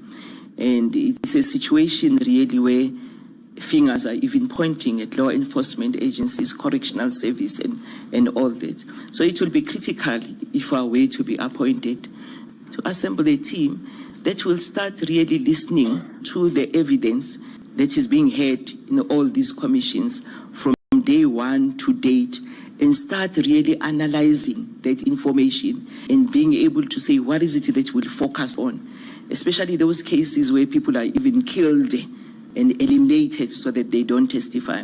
So I don't think we need to wait until Justice Madlanga is saying, here are my recommendations. That was one of the answers she gave yesterday. Hot on her heels, of course, Advocate Hermione Cronje, as I say, who's the former head of the NPA's investigative directorate, telling the panel that she reckons that the NPA as an institution is facing serious problems which, of course, she says she is best placed to solve. You can ask, why am I back here if I think it's so disastrous, right? I do think that we are at the point in the country now where it's undeniable that we have serious problems in the NPA, and that we need to actually come up with a diagnosis. You know, what is the diagnosis? Why? And I dispute the narrative that it's only in complex corruption cases that we're not doing so well. I utterly dispute that. And I think that if we looked at the data that is coming out of the courts, it's a problem across the board. That is, of course, Advocate Hermione Cronje yesterday in those interviews. You're with Bongani Bingwa. 702 weekday mornings, 6 to 9 a.m. 14 after 7, things you need to know at this hour. Police deploying additional resources to Bapong in Northwest as illegal mining activities there continue to cause severe safety hazards, including homes caving in and damaging roads. Austria has passed a law banning girls from under the age of 14 from wearing Muslim headscarves in schools, arguing that this will promote gender equality. Critics say it's discriminatory and likely unconstitutional. Portugal hit by its first general strike in 12 years, causing major nationwide disruptions as unions protest over more than 100 proposed labor reforms. The International Criminal Court has sentenced former Sudanese militia leader Ali Kushaib to 20 years in prison for crimes against humanity and war crimes committed in Darfur between 2003 and 2004. We told you about Dionne Warwick's birthday. The other big birthday this day is Frank Sinatra, Old Blue Eyes. born on this day in 1915 in New Jersey, becoming one of the most iconic pop and swing singers of all time, earning himself 11 Grammy Awards from classics like Come Fly With Me and Strangers in the Night. I'm also pleased to say happy birthday to my good friend, Happy Njingila. 702. Up next, The Big Interview. EWN Traffic. It's 7:15. This EWN Traffic brought to you by South African Airways. SAA now operates 2 flights to Gaborone with morning and afternoon departures. Book now at flysaa.com. There's a crash in Benoni, Amo. That's correct, Bongani. On the N12 East, right near Patfontein Road, delays from Snake Road, about a 20-minute hold up there. Please try to use the N17 East into areas like Springs as well as Benoni, and traveling on the N1 South in the Midrand area. We still have got that major accident scene at this particular moment. The delays are piling up all the way from Simran Avenue, so please be on the lookout there. More updates coming up. Do stay tuned. There's more EWN on air, online, and on the EWN app. Check in, take your seat, stretch out, sip something special, and feel the holiday mood kick in. Long before you land at South African Airways, every moment on board is designed to ease you into that holiday feeling. This summer, fly to Gaborone from 2,694 Rand, all-inclusive return, with an allowance of 3 checked bags. You can take everything you need for that perfect escape. The offer is valid for sale until 31 March 2026. Book at flysaa.com or contact your nearest travel agent. At South African Airways, your holiday starts when your flight does. 702. The Big Interview with Bongani Bingwa. 17 after 7. Let's turn our attention to something perhaps not quite what we would normally focus on, another province. As mostly residents of Gauteng 702 landers, I think it's important to see what is being done in other provinces, and perhaps if there are questions and solutions to be imitated and learned from. So KZN has been under financial strain, billions in unpaid supplier debt. They've faced years of budget cuts from National Treasury and really the pressure to fix basic services. That's the story of every province. But the KZN Finance MEC, Francois Rodgers, is now in Gauteng. He's on what he's calling a media accountability tour. He wants to explain what he's doing, but he also says he's prepared to face the tough questions. And so he's joined us in studio this morning. Welcome to 702 Breakfast, and thank you for coming in all the way. Good morning, Bongani, and good morning to your listeners. Just talk to me. You are, of course, the finance MEC in KZN, largely because of the coalition that we refer to as the Government of National Unity, both at national level and provincial level. You are the leader of the Democratic Alliance in KZN. What did you expect to find, and what did you find in the coffers? Well, I didn't expect the situation to be as bad as it is, particularly from a finance perspective. Obviously, I served in the opposition benches on the Finance Portfolio Committee. And being in opposition is a lot easier than being in government. So easy to criticize. Yes. But when you take the reins, it's very difficult to bring about change. What has surprised you the most about that jump? Because as you say, it's easy to criticize. It's easy to say, wow, wow, wow, wow. What have you thought, oh, hang on, that wasn't as easy as I thought? Well, the problem is money, or the lack of money. I always use the saying, generally politicians don't care too much for money until there is no money. Then they ask, well, what happened to the money? And I think that's one of the biggest challenges, is to make a difference.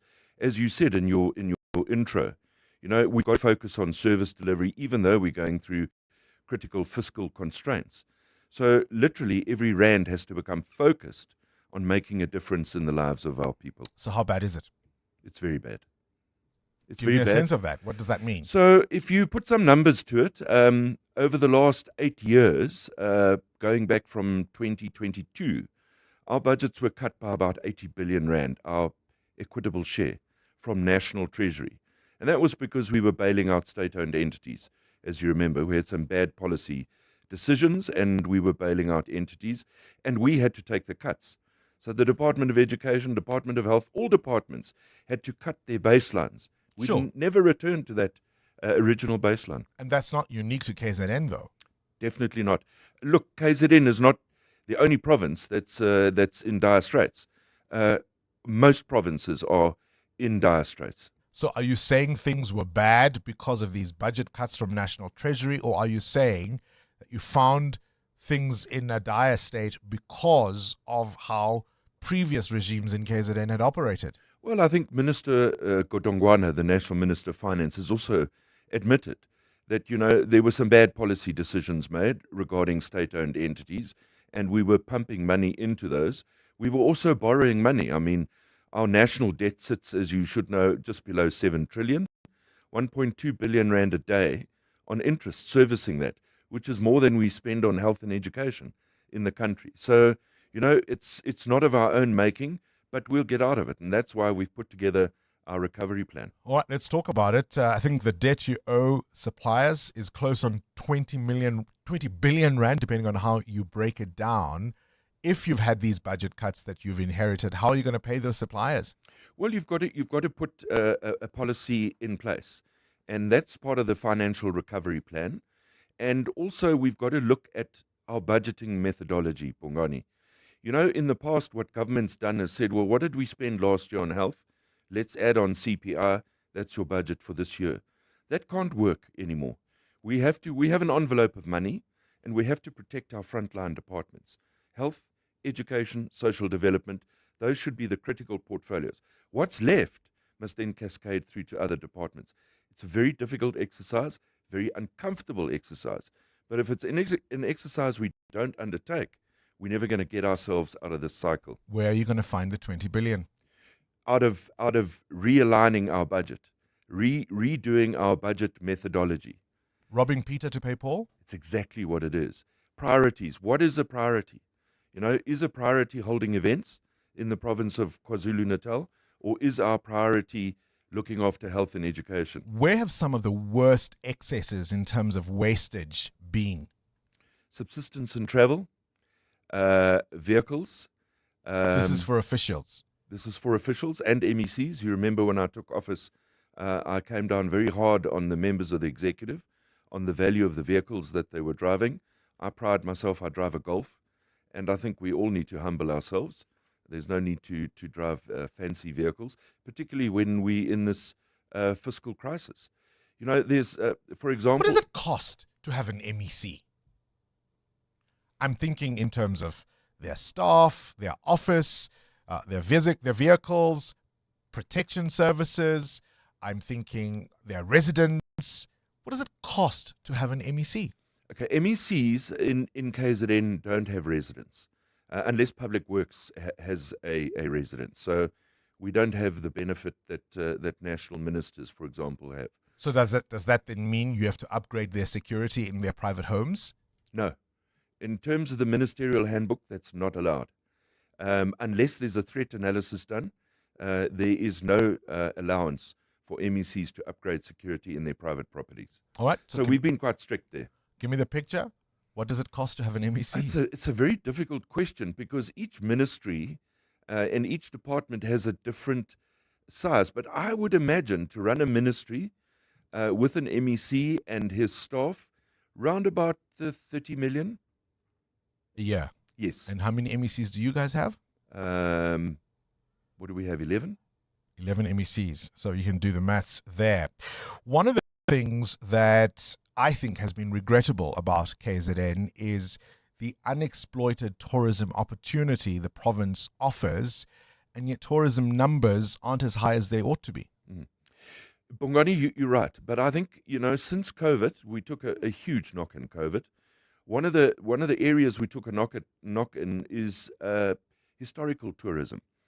We used to have flights, British Airways used to fly direct to Durban, and we had a lot of our Zulu and war sites were visited.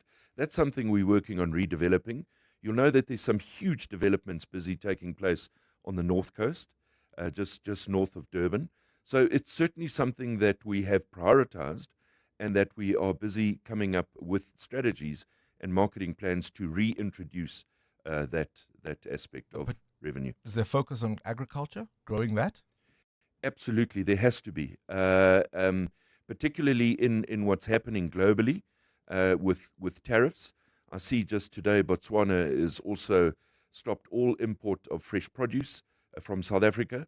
So we have to look at our agricultural sphere and our sector, and we have to ensure that we create the necessary vehicles in order to escalate production. But of course, the coalition that runs KZN remains insecure, do you not? Because the party that received the most votes is Mkhonto weSizwe, and they keep threatening to find the numbers that could overtake your coalition. All of these plans, all of these improvements could come to naught. Indeed, but it's the rules of the game. I can't change the rules of the game. They obviously feel aggrieved. They got the most votes, but the rule of the game also allows coalition governments, and we believe we're on the right track. They say things are deteriorating. I certainly can't believe that. I think between last year and this year, already from my perspective as the treasurer, our projected over expenditure is reduced by 2 billion rand. That's substantial. You're on this national accountability tour. Some might cynically say you're just trying to raise your national profile. Shouldn't you be explaining all of these things to KZNers? I do that all the time, but I also get requests for interviews from radio stations across the country. So I just feel it's the opportune time. We've just succeeded in the Atala Bank matter, the financial recovery plan. And of course, lots of people want to know about the motion of no confidence. And I think part of our financial recovery plan is communication. I think it's important. What do you want Gautengers to think about KZN? I know you're not in charge of tourism specifically, but for many who may still make a last-minute decision about what they want to do this December, this holiday period, what do you want to say about your province to Gautengers listening to us? We're open to receive you, and we look forward to receiving you. We're doing some wonderful work on infrastructure, on our roads, on our ports, and as I said, there's some really exciting developments on the tourist side. We have the master of containing crime. We have Lieutenant General Mkhwanazi. So when you come to our province, you'll be safe. You'll be safe. Where's Mkhwanazi? All right, we'll have to leave it there. Francois, Rodgers, appreciate your time. KZN Finance MEC talking to us about that province's financial recovery plan. EWN Business. 28 minutes after 7 o'clock. Let's get a business update now from Muteo Khwaripe. South Africa's employment numbers still bleak. Muteo, what's StatsSA saying? Yeah, the latest employment data showed that job creation is still not consistent in the South African market. Total employment in South Africa increased by 29,000 quarter on quarter. This to a total number of 10,549,000 positions in the third quarter of this year. Now, industries with job gains included mining and community services, but more concerning, there were job losses in the business services sector, manufacturing and construction. Total employment increased by 79,000, decreased by 79,000, while full-time employment also saw a decrease of 21,000 positions. This was an economy that was built on mining, so it's always a good time. I think it's always happy news to see figures improving in that sector. Yeah, there is a big turnaround in the mining sector production-wise. It's been a great year for commodities, of course. Prices going up. South Africa's mining sector production surging by 5.8% in October compared to the same time last year, marking the 6th consecutive month of growth. This is the strongest growth since February of 2024. Iron ore, platinum group metals, manganese ore, chromium ore, all recording increases on a monthly basis. Mining production are rising by 2.1%. So that's at least looking up. Where's the rand? Rand at this hour, 16 Rand 87 cents against the US dollar, 19 Rand 79 cents against the euro, and at 22 Rand 58 cents against the British pound. Price of gold at $4,267 an ounce, or platinum is at $1,696. Brent crude at $61.64 a barrel. More business after 8. Time now for the latest eyewitness news. Over to the news desk with Sifiso Zulu. Thanks, Bongani. Good morning. Acting UIF Commissioner Malebo Mabiche Thompson has welcomed an SIU search and seizure operation conducted at the fund's offices in Gauteng and KwaZulu-Natal and other properties. Yesterday's raid forms part of an investigation into a syndicate that diverted 161 million rand from the UIF COVID-19 Temporary Employee Relief Scheme. Mabiche Thompson says several employees at different levels of responsibility who reported to her are under investigation. It's an important day to assure South Africans that the funds that are held in trust with the UIF are secured, and we will do all that we can to ensure that they are used to the correct purpose. The EFF says it will support the upcoming motion of no confidence against KwaZulu-Natal Premier Tamin Ntuli. Ntuli, an IFP member, was elected through a coalition made up of the ANC, DA, IFP and NFP. However, the NFP has since withdrawn from the pact and has now supported the MK party's motion to remove the Premier. The KZN provincial legislature is expected to hear the motion on Monday. Alfara Mushwana has more. With the NFP no longer part of the KZN coalition, the ANC, DA and IFP government now holds only 50% of the seats in the legislature. If the NFP decides to form a coalition with the MK party and the EFF, that bloc would also hold 50% representation. This leaves the provincial legislature without a 50% plus one majority, creating a potential risk to the stability of government. EFF leader Julius Malema says despite this uncertainty, the party will still support the motion to remove the IFP, DA and ANC coalition. We support, I said, the motion of no confidence. You know, you need to differentiate between supporting a party and supporting a motion. So there is a motion on the table, irrespective of who put that motion. If the motion makes sense to the EFF, we'll support it. Malema says since Umkhonto weSizwe is the largest party in KZN, it's only fair that it should be the one governing the province. Alpha Ramshwana, Eyewitness News. And United Nations officials will meet with Sudan's warring parties in Geneva. Secretary General Antonio Guterres confirmed the meeting to Saudi broadcaster Al Arabiya in Riyadh without disclosing a date for the discussions. Since April 2023, the Sudanese army and paramilitary rapid support forces have been locked in a war that has killed tens of thousands of people and displaced 12 million more. The war prompted global outcry in October as reports of mass atrocities emerged after the RSF seized the city of Al Fasher, the army's last stronghold in the western Darfur region, following a bitter 18-month siege. Guterres says the UN had been promised access in every near future to Al Fasher, which remains cut off from communications, with the RSF controlling access to Starlink satellite services. A partly cloudy Friday in store for Gauteng with showers expected. The temperatures will peak at highs between 25 and 27. And in the traffic, we've got a major accident seen in Benoni on the N12 East. It's right near Putfontein Road. Delays from Snake Road. As a result, there's also queuing traffic on the N12 West towards the scene. Please keep it moving along this route while traveling on the N1 South. We still have got heavy traffic volumes between Samrand Avenue and Allendale Road.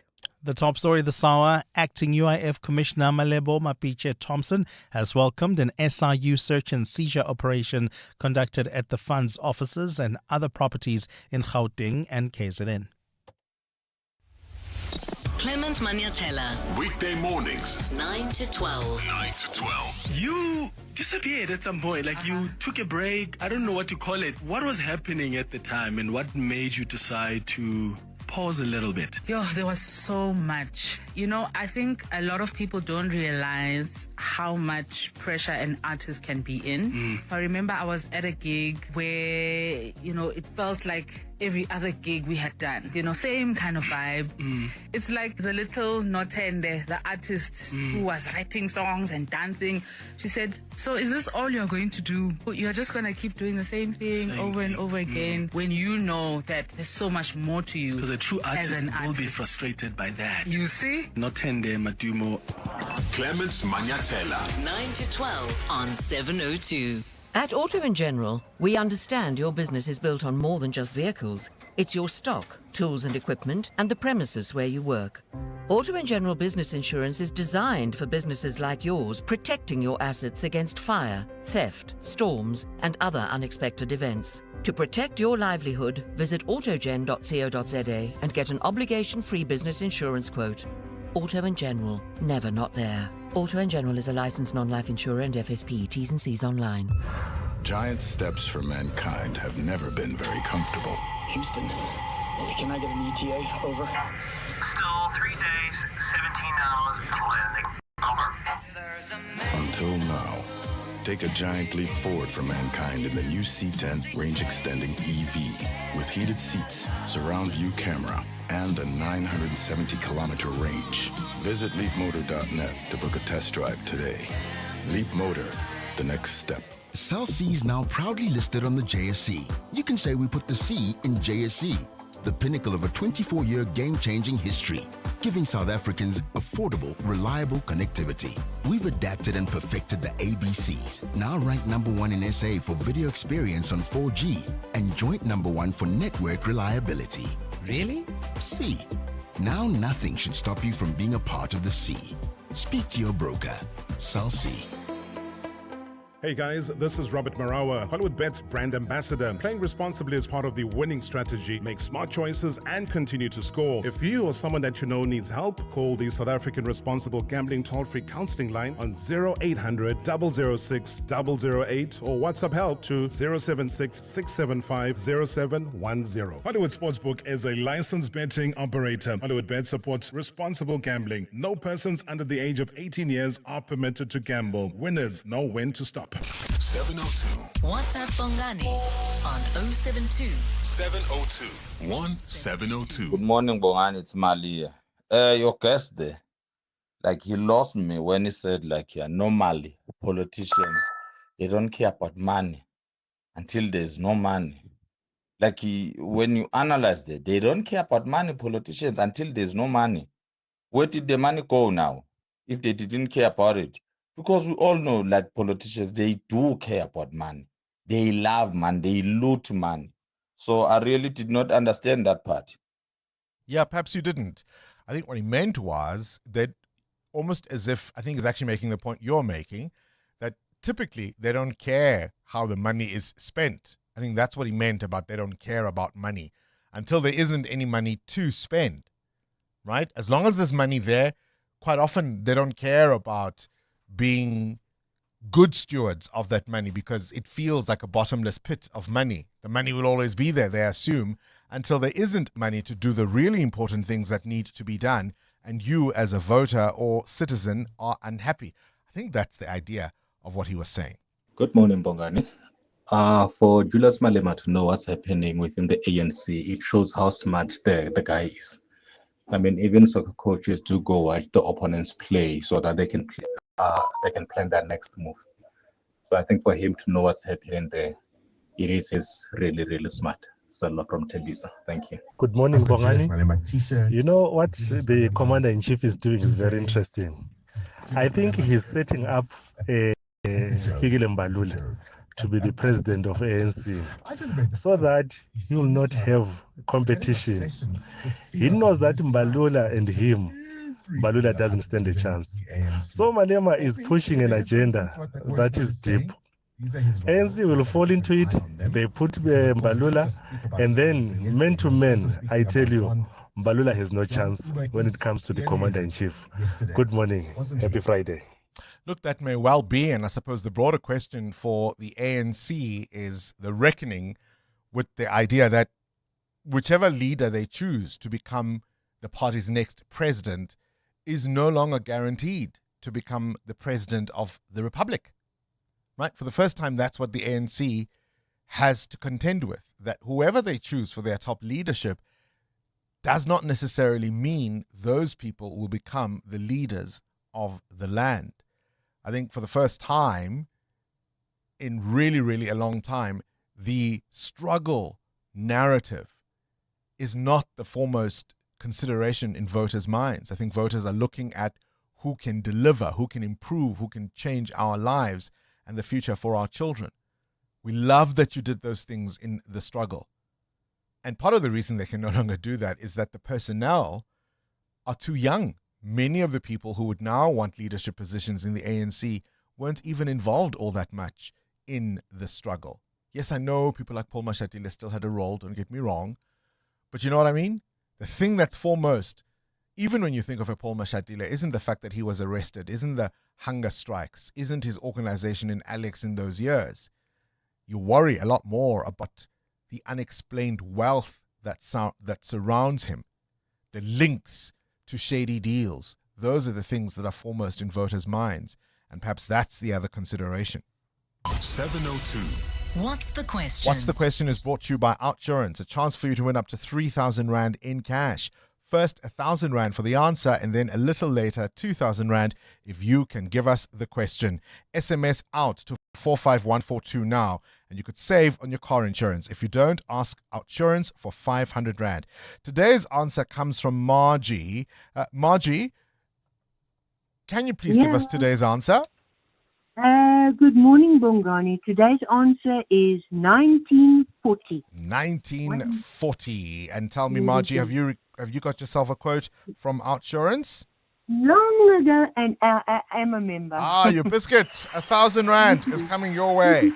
There's our Christmas gift of love to you, hey, Margie? 1,000 Rand thanks to Outsurance and 702. Margie says the answer is 1940. What's the question? That should be an easy one, right? That should be an easy one. 1940, call us now on 011 883 0702. Cindy Paluta coming up next. EWN Sport. Cindy Paluta, the thing about Quinton de Kock's performance yesterday is you really wanted it to get to 100. Yeah. But at the same time, at a strike rate of what, 200? It was just absolutely amazing, was it not? It was vintage de Kock. It was absolutely vintage de Kock. And remember, he's been in retirement for about 2 years before coming back. He got a duck in the first T20, so everybody's been questioning his spot. But he hit 90 from 46 yesterday in the 51-run win over India in the second T20. So the Proteas posted 213 for 4, which was really impressive. Bartman then took 4 wickets. They had India 162 all out. And as de Kock said, his 2-year retirement was much needed. Prior to my retirement, I was losing my hunger to win games, specifically for the Proteas. That time away just brought back my hunger. I was telling the guys that I don't think I've ever felt this way. Whereas before, when you're young, you're trying to just play to score runs and impress. I feel now that there's a renewed energy where not just playing to win every game. Series is level at 1-1 with the third T20 on Sunday. In Test action, New Zealand thrashed the West Indies by 9 wickets this morning in the second Test. Duffy took 5 as the Windies were 128 all out. The Black Caps chased down a target of 56 for the win within 3 days. Political party UDMs lodged a complaint with the Human Rights Commission over alleged racist comments made by Bafana coach Hugo Broos. Broos was ranting about defender Mbekezele Mbukazi being late for training after missing a flight. Here's the comments. When you're a 19-year-old guy who received the call up to play AFCON and to play World Cup next year, and the coach give you a few days more off. If you are somebody with a good attitude, you don't even want those 2 days. And you're here on Monday. So I will have a chat with him. And I can assure you he's a black guy, but he will get out of my room as a white guy. Because that I can't accept.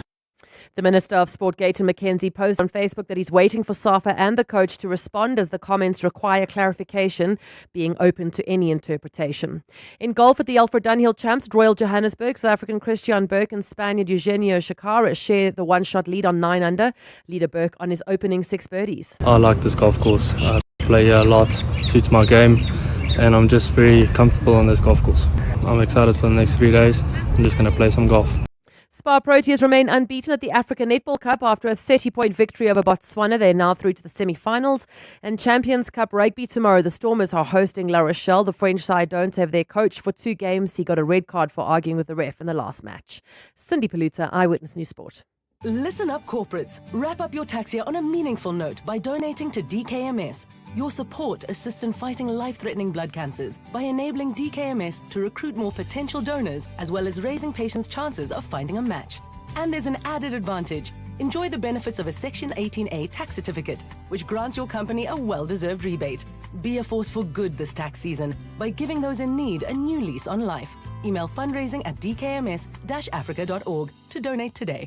At Checkers, we do more so you get extra this Christmas. With festive savings like First Choice Full Cream Long Life Milk, a 1.5 litre 6-pack for 130 Rand. And Nescafe Classic Instant Coffee, any two for 199 Rand. Plus, stand a chance to win your share of 7 million Rand in prizes. Simply buy any 3 qualifying products and swipe your extra savings card to enter. Valid until Sunday, only at Checkers Hyper. T&Cs apply. Business Outsurance are experts in business insurance for optometrists, surgeons, and other medical specialists. Here's Chrissy. Business Outsurance is the best insurer for my business. They have great premiums, wonderful service. I know without a doubt that Outsurance has my back, and you always get something out with Outsurance. Switch to Business Outsurance and you could get a massive 20% discount on your business insurance premium. Visit outsurance.co.za. Switch and save today. Licensed insurer and FSP. TCs and information online. Some moments only come around once, like the Audi year-end sale. Get the Audi A1 from 6,999 per month with no deposit, a 90-day payment break, so you only start paying next year. Plus, a guaranteed buyback. There's limited time to show up, but unlimited time to stand out in the Audi A1. Visit audi.co.za or your nearest Audi dealer before the 24th of December. T's and C's apply. EWN Traffic. 14 to 7, let's catch up with the roads. Amo, it's a Friday. How busy are the roads? Oh, very busy, Bongani, is particularly because of that accident that happened on the N1 South in the Midrand area. As a result, the delays are as you come out of the Brockfontein interchange all the way towards Allendale Road. And this accident scene is still there. So you still have a chance of using Pretoria Main Road if you want to avoid the scene, as well as the R21 South towards areas like Kempton Park, as well as Edenvale. But if you're traveling in Benoni, another accident scene on the N12 East. It's right near Petfontein Road, about a 20-minute hold-up coming out of Snake Road. Do expect those major delays there. And there's also queuing traffic on the N12 as well as the R24 West between Edenvale Road and the Gilulis interchange, and that's due to peak time delays. I'll have more updates. Stay tuned. There's more EWN on air, online, and on the EWN app. 702. What's the question? For 2,000 Rand in cash, all thanks to Outsurance. Please tell me, what's the question? If the answer is 1940, let's see if Tsietsi has it right. Tsietsi, what's the question?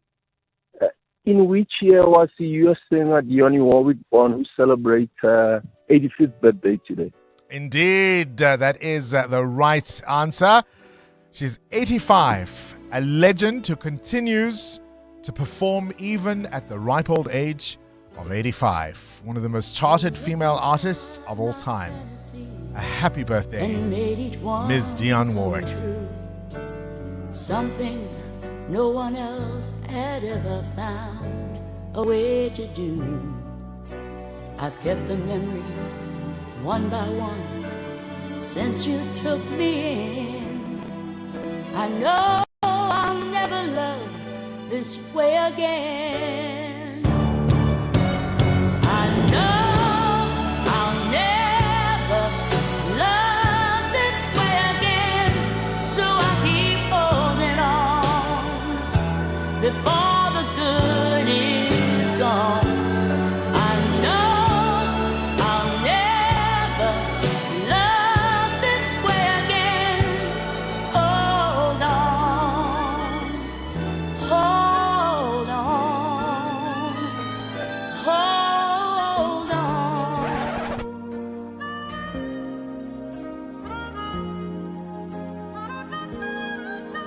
And I never thought I'd feel this way.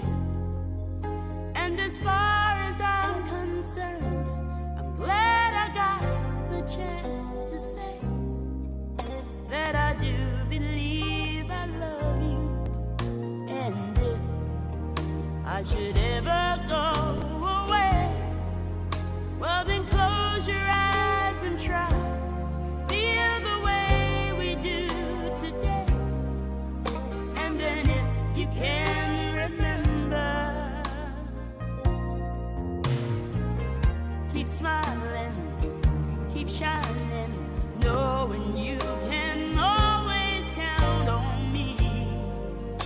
for sure.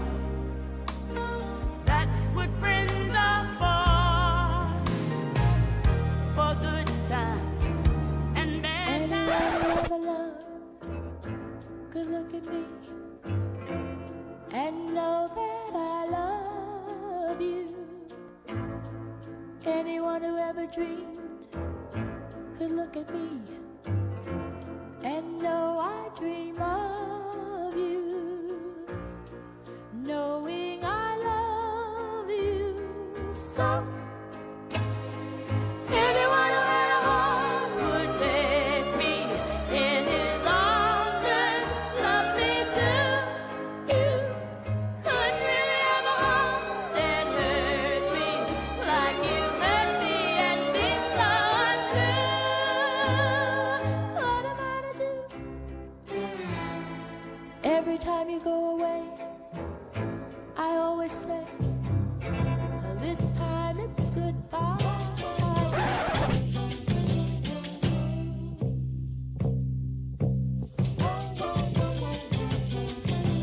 Do you know the way to San Jose? I've been away so long, I may go wrong and lose my way. Do you know the way to San Jose? I'm going back to find some peace of mind in San Jose. LA is a great big freeway.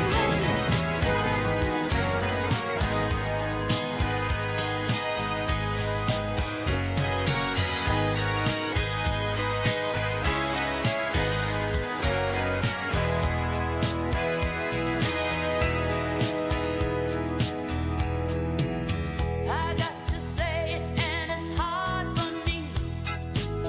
You got me crying like I thought I would never be. Love is believing, but you let me down. How can I love you when you ain't around?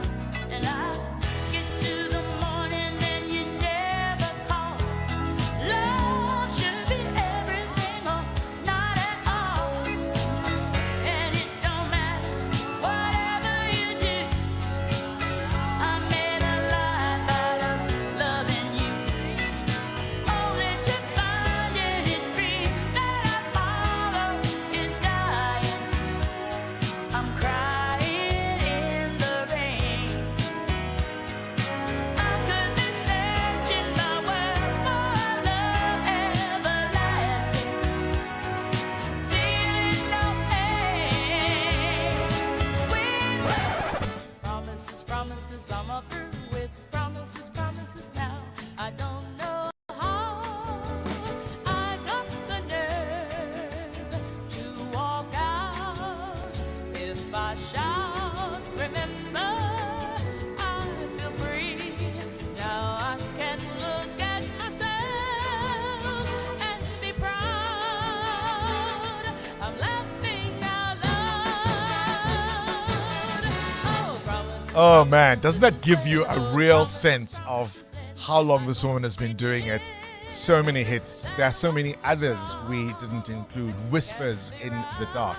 We didn't include so many songs by the great Miss Dionne Warwick, who turns 85 years old today. And I wanted to know from you, are you one of those with dreams and plans for retirement? Or will you work until you drop? Will you try new things, learn new skills, pursue new ideas? I'd like to keep working for as long as I have the ability to do so. That's my take on it. What is yours? That's what friends are for. THC walking away with 2,000 Rand, all thanks to Outsurance and 702. You could spend 10 minutes waiting for the microwave to beep. Or get a 10-minute quote from Outsurance that could save you thousands on your car insurance. For his 2024 Suzuki Jimny, 55-year-old Stefan now pays only 611 Rand a month. And for her 2024 Kia Sonet, 31-year-old Palisa pays just 926 Rand a month. Ready to get more out of your car insurance? SMS out to 45142. That's out to 45142. Outsurance, licensed insurer and FSP. TCs and information online. This festive season, receive the gift of instant payment when you sell to We Buy Cars. Simply complete the form on webuycars.co.za for your offer. Then visit your nearest pod or branch or have them come to you. Wishing for a new ride? Discover thousands of affordable vehicles online or at any We Buy Cars branch. We Buy Cars, the jolliest way to buy or sell. Last December, you put in new floors. Come New Year's, your visitors were out the door. And the new floor went from fresh tiles to don't step on a crack or you'll break umama's back. Now, abantu bazotini when they see the kids playing the Squid Game's hopscotch on those same cracked tiles from last year. Avoid the embarrassment this festive. Make smarter decisions for your home. Visit Cash Build for quality tiles, adhesive and tools at the lowest prices. Cash Build. Brush, stroke, paint, color, protect, and admire. From roof paint to exterior textures and interior silk, Warrior Paints has it all. The product range and stylish colors are amazing. And what's more, Warrior Paints has crushed prices for incredible savings. Enjoy that good old-fashioned personal service you deserve. For price, quality, variety, and service, Warrior Paints is streets ahead. Warrior Paints. Affordable, lasting luxury. The Money Show. Weekday evenings at 6.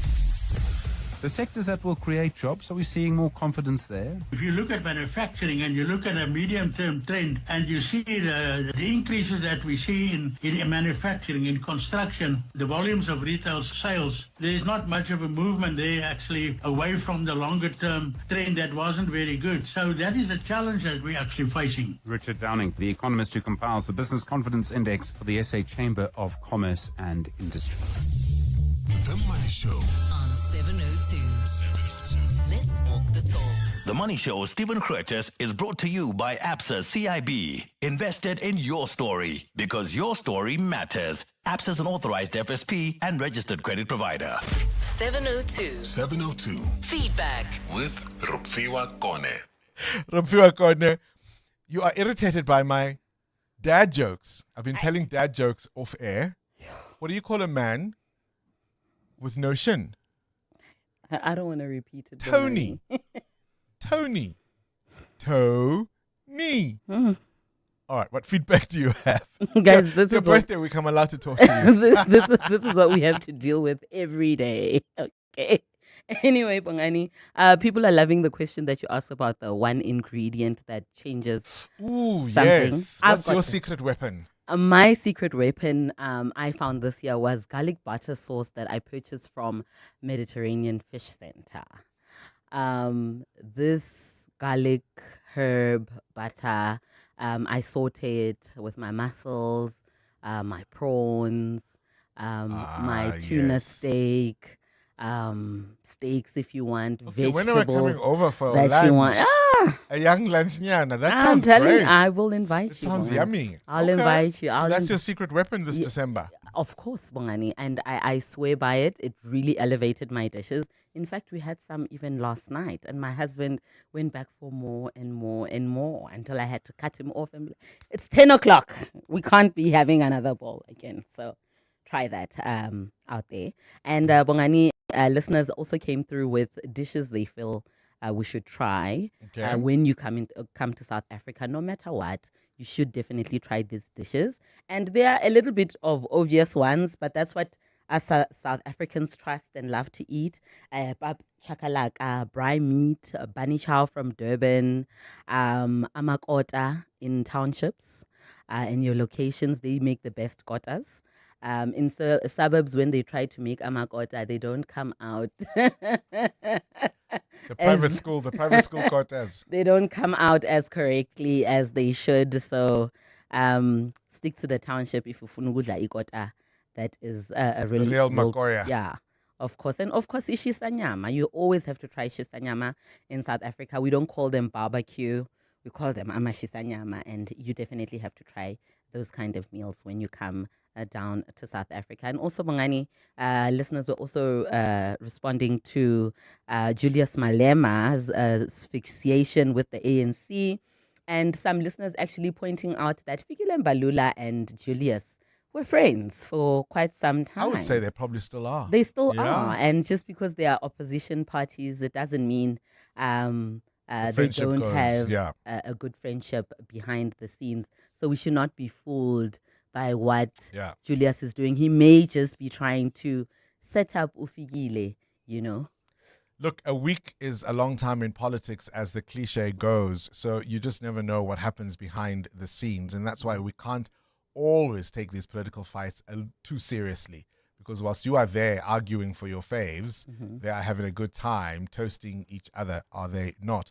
More of your reactions. Kabazela, not able to join us today, is feeling a little poorly. You could actually hear him yesterday. He was quite nasal in his voice. We'll take more of your calls, more of your voice notes. And of course, right now, it's 8 o'clock and time for your latest Eyewitness News.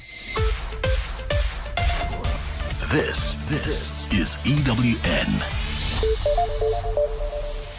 Suspected human traffickers have been stopped at OR Tambo International Airport, and government braves for a pushback over hijacked buildings.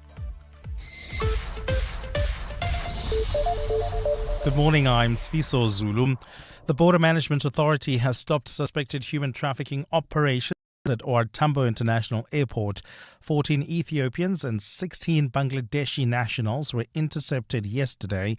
The BMA says the movements of the Ethiopians were identified as suspicious and similar to methods used by trafficking syndicates that try to move people through South Africa to neighboring countries. BMA spokesperson Memme Mokhotsi. In the first incident, 14 Ethiopian nationals, comprising of 5 males and 9 females, were intercepted upon arrival traveling on an Ethiopian Airlines flight. Their interception followed the BMA's analysis of passenger details, which flagged their movement pattern as suspicious. Public Works Minister Dean McPherson says as much as there's been public outcry to deal with hijacked buildings, government has had to deal with pushback from civil society groups. He's lamented spending public money to evict people from these buildings only to be opposed in court applications. McPherson says considering the 88,000 properties in their portfolio, the number of hijacked buildings is relatively small at around 386. The minister briefed media at Parliament yesterday on the steps being taken to deal with the matter. We have a strange situation where we are working very hard to reclaim those buildings and that land back. We are being fought at every turn by groupings, by advocacy organizations that are happy for the status quo of those derelict and hijacked buildings to remain. McPherson says he will be blamed when next tragedy strikes at one of these buildings. And so we also have to seriously ask ourselves, are we to blame for hijacked buildings when we are being opposed at every turn to trying to actually secure those buildings and provide people for better accommodation?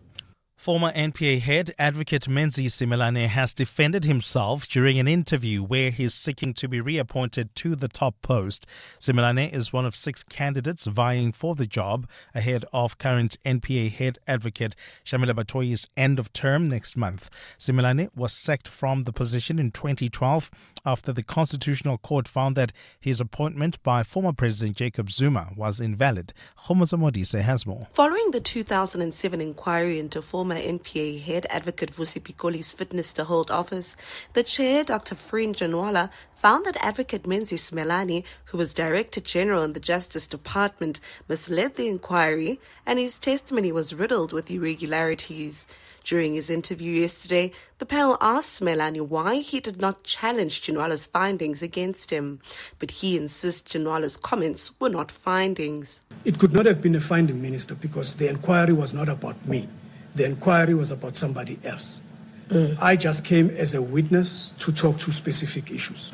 But it would be the same comments made in Janwala's report that would ultimately lead the Constitutional Court to find Similani's appointment to be invalid, leading to his ousting. Meanwhile, the advisory panel will make a recommendation to President Cyril Ramaphosa on the candidates that they endorse, and it will be up to the President to make a final decision. Khomozo Modise, Eyewitness News, Pretoria. And Hong Kong pro-democracy media tycoon Jimmy Lai will receive the verdict in his national security trial next Monday. Lai, who turned 78 this week, is charged with foreign collusion under Hong Kong's national security law. Beijing imposed the law following huge and sometimes violent pro-democracy protests in 2019. Lai has been behind bars since late 2020, reportedly in solitary confinement, with Western nations and rights groups calling for his release. Gold is trading at $4,271.62 an ounce. The rand is at 16.84 to the dollar, 22.56 to the pound, 19.77 to the euro. Brent crude oil is at $61.72 a barrel. And in the traffic, we've got delays on the N12 East heading towards Benoni. An accident scene reported there. It's causing heavy traffic volumes between Snake Road and Putfontein Road. There's also queuing traffic on the M1 South between Grayston Drive and Corlett Drive due to roadworks. And in your sport, Quinton de Kock smashes 90 from 46 as the Proteas beat India by 51 runs to level the T20 series. The UDM has lodged a formal complaint to the Human Rights Commission over alleged racist comments made by Bafana coach Hugo Brosh. And at the Alfred Dunhill Champ, South African Christian Burke in a joint lead on 9 under, 1 ahead of the field going into the second round. A partly cloudy Friday in store for Gauteng with afternoon showers and thunder showers expected. The temperatures will peak at highs between 25 and 27 degrees. The top story in EWN this hour: the Border Management Authority has stopped suspected human trafficking operations at OR Tambo International Airport. EWN, in touch, in tune, and independent. For the latest, visit ewn.co.za or download the EWN app. This is Breakfast with Bongani Bingwa on 702. Let's walk the talk. 6 minutes after 8 o'clock, as I said a little earlier on, stories around people trying to enter or exit South Africa at this time of the year are going to be top of mind. The Border Management Authority stopping suspected human traffic operations at OR Tambo International Airport.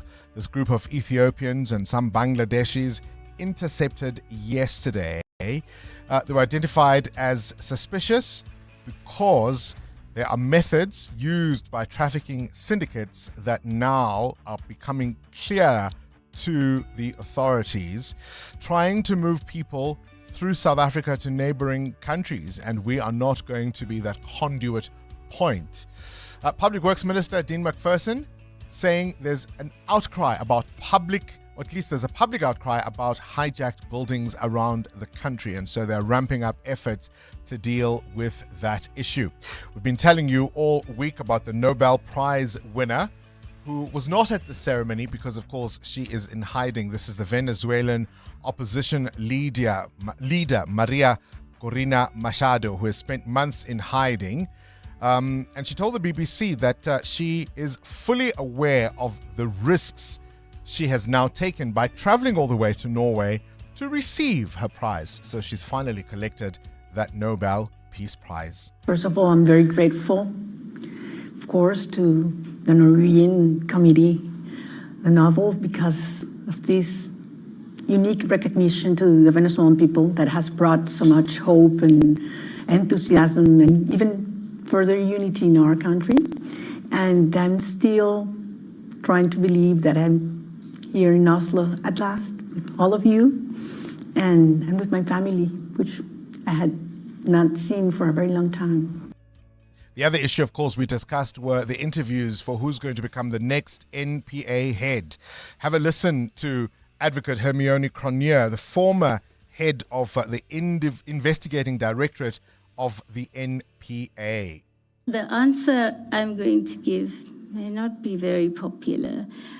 I have no intention sticking around if there's no space for me to implement what I think needs to be implemented. I will work very hard to get the cooperation, and I think that there's a will and a willingness at the moment, and there's a moment for us to move on these issues. But I don't believe in sticking it out, especially in this kind of environment. Part of the reason I left in 2022 is it could have just been me. right, that was not getting the memo about how things were being done and what the vision is. She was asked, of course, because she's twice left the NPA. In 2011, she left.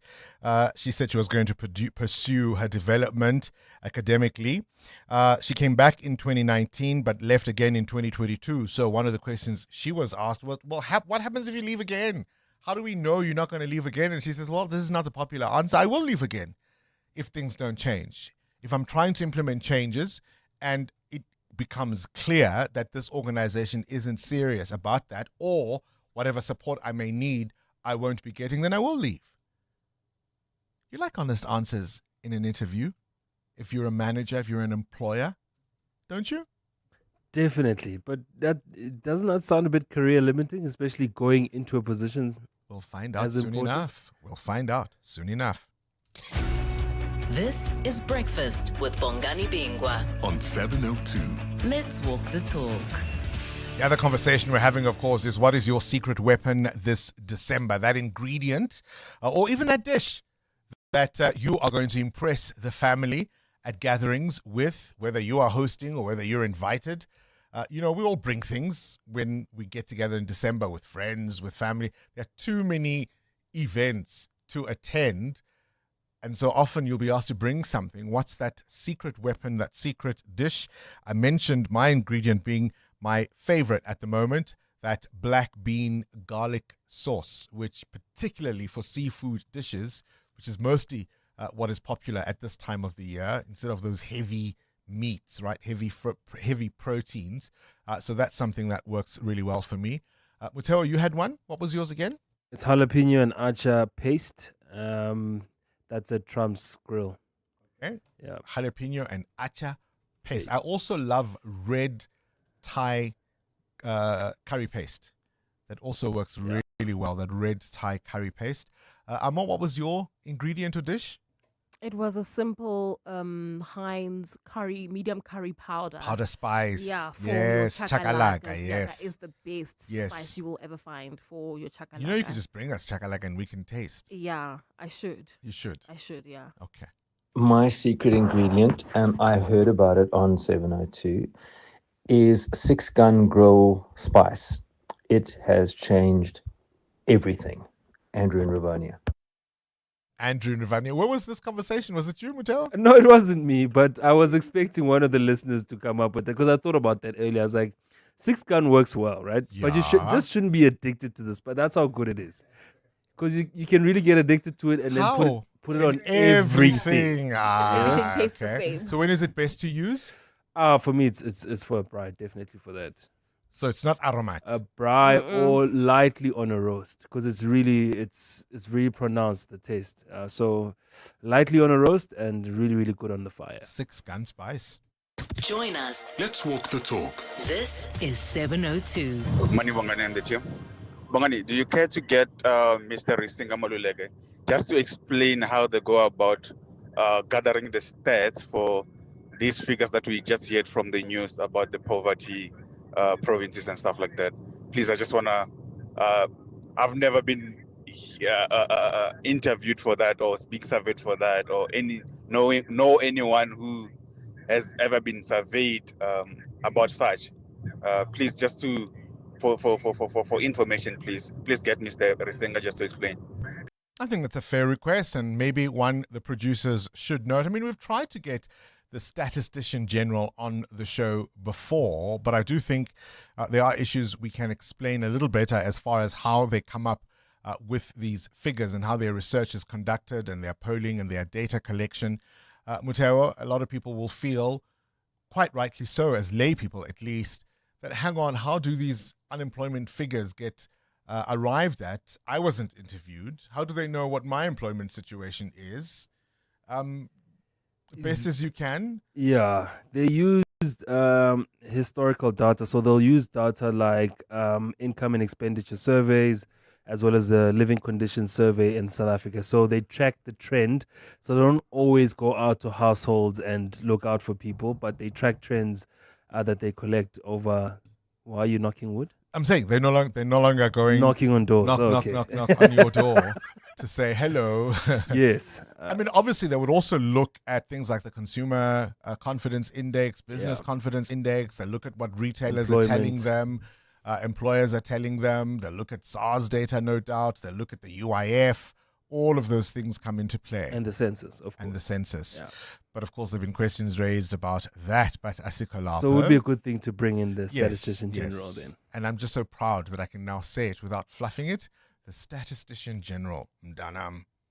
Good morning, Bongani. Comment on the potential appointment of Advocate Gronier as NDPP head.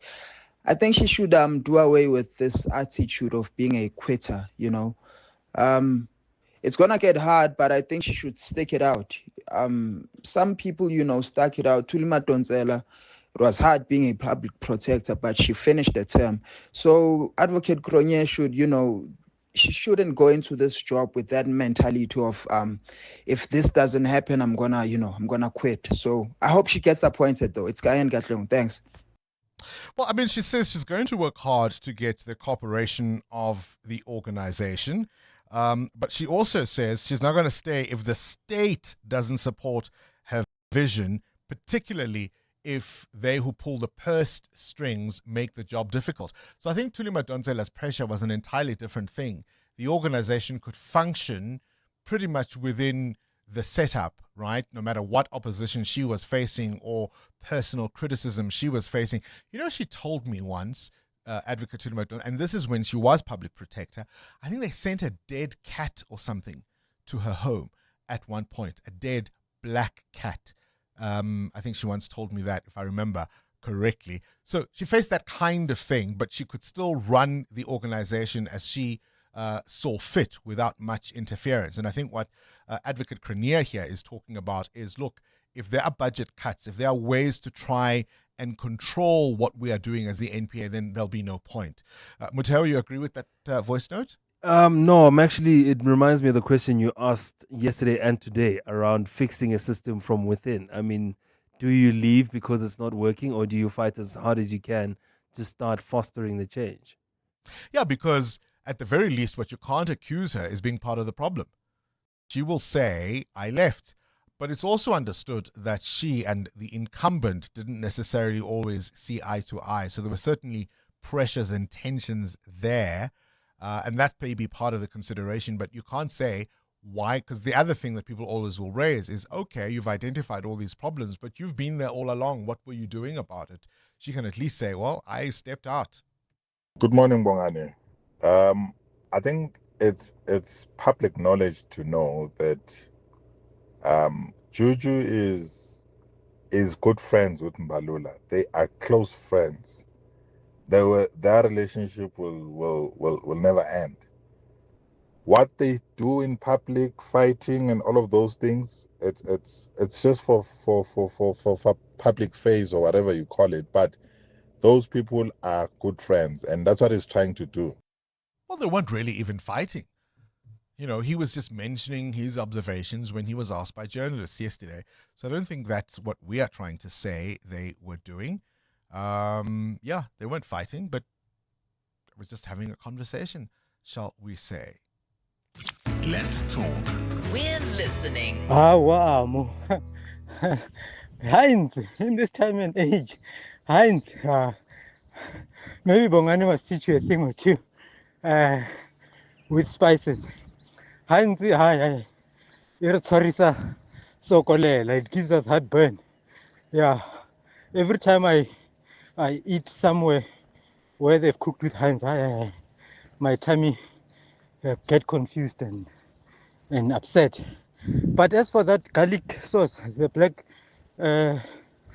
Ben, I'm gonna try it. Bongs, I'm gonna try it. I've got 2 events to host this festive from the 16th and the 20th, so I'm gonna try it. And I'm gonna try your garlic acha. My wife loves acha, so the acha paste will do. I'll summon some children, and I'm running. Cheers. Enjoy your holidays, guys. Right. It's good to know that then you must be a really good runner, right? because he is sounding out of breath, Yeah, but if he's actually running, he's doing totally. really well. Yeah. He's doing really, really well. So the Heinz medium curry powder. It's fine. He doesn't have to come not to my Alioba. house. He doesn't have to be invited. He's not invited. He doesn't have to come to studio to taste my beautiful chakalaka. That's all right. Okay. Yeah, that's okay. No love lost there, clearly. It's the black bean garlic sauce. My producers have just confirmed that, in fact, the Statistician General Maluleke will join us on Monday. So as we were talking, they've sent the request. He's agreed to come on. So we'll look forward to that conversation on Monday. Just an explainer of how Stats SA actually works. EWN Traffic. 20 minutes after 8 o'clock, let's catch up with the roads. Now, it's been a busy Friday, Amo. Indeed, Bongani, we now have an accident scene reported in Fourways on the N1 North, right near Winnie Mandela Drive. Delays from Malibongwe Drive. Speaking of Malibongwe Drive, delays in the Sharonley area between President Foshe and the N1 exit while traveling on the Mike 1 North. Another accident scene right near Grayston Drive, delays from Corlett Drive. So please be on the lookout there and keep driving with care. We'll have more updates. Stay tuned. There's more EWN on air, online, and on the EWN app. Mzansi, Walala Wasala. Panda Pusha play Powerball for the massive 83 million rand guaranteed jackpot this Friday and step closer to a world of endless possibilities. Get your lucky numbers ready and play Powerball for the guaranteed 83 million rand jackpot today. Buy your tickets now. Store on nationallottery.co.za, the mobile app, cell phone banking, or simply dial *120 *7529 hash for USSD. Panda Pusha play. Players must be 18 years old or play responsibly. E2 is a proud operator of the National Lottery. To all pedestrians, please wear light or white clothing when walking at night. Headlights cannot pick up dark clothing soon enough to save a life. And to all road users, rest every 200 kilometers or at least every 2 hours. If you feel fatigued, pull over safely. Falling asleep at the wheel leads to head-on collisions that are almost always fatal. And the rules are simple. Don't drink and drive. Don't drink and jaywalk. If you need to party, stay over. Brought to you by the Department of Transport, moving South Africa to new heights. At Auto & General, we understand your business is built on more than just vehicles. It's your stock, tools and equipment, and the premises where you work. Auto & General Business Insurance is designed for businesses like yours, protecting your assets against fire, theft, storms, and other unexpected events. To protect your livelihood, visit autogen.co.za and get an obligation-free business insurance quote. Auto & General, never not there. Auto & General is a licensed non-life insurer and FSP. T's and C's online. Last December, you put in new floors. Come New Year's, your visitors were out the door. And the new floor went from fresh tiles to don't step on a crack or you'll break umama's back. Now, abantu bazotini when they see the kids playing the Squid Game's hopscotch on those same cracked tiles from last year. Avoid the embarrassment this festive. Make smarter decisions for your home. Visit Cash Build for quality tiles, adhesive and tools at the lowest prices. Cash Build. 702, The World View. With Adam Gilchrist. Let's catch up with news from elsewhere in the world. Adam, what happens on a cruise ship doesn't always stay there. No, in this case, it's going to court. So we have a cruise ship passenger who died on board the Royal Caribbean's Navigator of the Seas. It was about this time last year, actually, that Michael Virgil and his family, his fiancée and 7-year-old son, were on board the ship. Day one, his cabin wasn't ready, their cabin wasn't ready, so Michael Virgil went and had a drink in the bar, and then another, and kept on going. And 33 drinks later, he was on a drunken rampage on board the cruise liner. He was assaulting crew and other passengers. He tried to kick down doors. They restrained him using pepper spray, several cans of pepper spray. At one stage, a couple of cabin crew members were holding him down, standing on him effectively, and they gave him a sedative, haloperidol, just to try to control him. He died soon after this incident. So Virgil's family argue that the cruise ship failed to intervene to protect his life, and their lawyer says the cruise line has put prioritizing profit over passenger safety. So I suppose the question is, how much is it somebody else's fault if you yourself are out of control, or do they have a duty of care, especially the duty of health and safety, on board a ship? to the rest of the passengers, right? I think it's going to be a complicated case, Adam. Now, what's your favorite cuisine? From which country? I'd probably go French. I'm a bit of a fan of cream and wine. I mean, who isn't? But I acknowledge that there are healthier cuisines sometimes. And so Italian cuisine, which is generally recognized as, I mean, you sort of know where you are with Italian, don't you? Olive oil and cheese and a few things in between. Now recognized by UNESCO, given special cultural heritage status. In fact, no other cuisine has had this. There have been individual foodstuffs, but for Italian cuisine to be identified as intangible, indelible, incredible, the Italian Prime Minister, Giorgia Meloni, put it like this: look, it's not just a collection of recipes. It's about culture, tradition, work, wealth. I mean, we could all argue that about some of our things. Even beef Wellington, I would offer you, for instance, a nice glass of Gavi the Gavi, maybe. But is Italian cuisine culturally identifiable more than French, Chinese, Indian, Mexican, you name it? It's at this stage the only country that has national cuisine heritage as identified by the United Nations. Maybe others will follow, but at this stage we can all feel a bit miffed, thinking, it's only pizza. What? There are a few chefs in Paris who might not agree, right? Adam, now let's talk about the origins of man-made fire. And where would Italian cuisine be without man-made fire? It changed the game, didn't it? The moment that human beings were able to create their own fire, we probably saw it in volcanoes and other things, but it was thought it was 50,000 years ago, and that we've all therefore been happily cooking away for 50,000 years. Now a discovery in the east of England in a little place called Barnham in Suffolk, and there's an archaeological dig going on, quite a swathe of land taken out, and they have found in this dig a kind of ancient town hall and evidence of burnt earth, burnt clay, and a flint next to pyrite rock. Putting that together, they reckon, therefore, in fact, human beings were creating fire 400,000 years ago. So 350,000 years earlier than first thought or any other evidence has suggested. Of course, being the east of England 400,000 years ago, man created fire and it would have rained and put it out. I'm pretty sure that's how it would have gone. Right, and it raises all sorts of debates, right, about when people first left this continent. Adam Gilchrist, we'll leave it there for this morning's Worldview. EWN Business. 27 minutes after 8 o'clock, business confidence improving in South Africa. Muteo Kharipe? Yeah, confidence in local business conditions jumped to 132 index points in November. Now, the South African Chamber of Commerce and Industry's Business Confidence Index was 14.2 points higher than November of 2024. Increased overseas tourism, improvements in global economic and financial market risk assessments all drove up that uptick. Despite the increase, our concerns remain, though, in export volumes in the country, fixed capital expenditure or investments, social transfers, and high debt servicing costs in the country. Growth also remains quite subdued. South Africa's economic growth slowed in the third quarter to 0.5% from the previous quarter's 0.9% expansion. Now, for 2025 as a whole, the National Treasury predicts modest growth of 1.2% in South Africa. I tell you what's still subdued are our jobs numbers. That's not looking good. No, Stats SA's latest employment data showing that job creation is still not consistent in the South African market. Total employment in South Africa increased by just 29,000 positions quarter on quarter. Industries with job gains included mining and community services.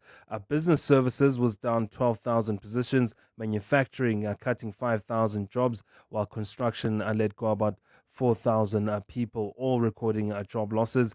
Total employment decreased by 79,000 year on year between September 2024 and September 2025. Now, full-time employment also decreasing by 21,000 positions, while basic salary wages paid to employees increased marginally by 7.8 billion to 911 billion.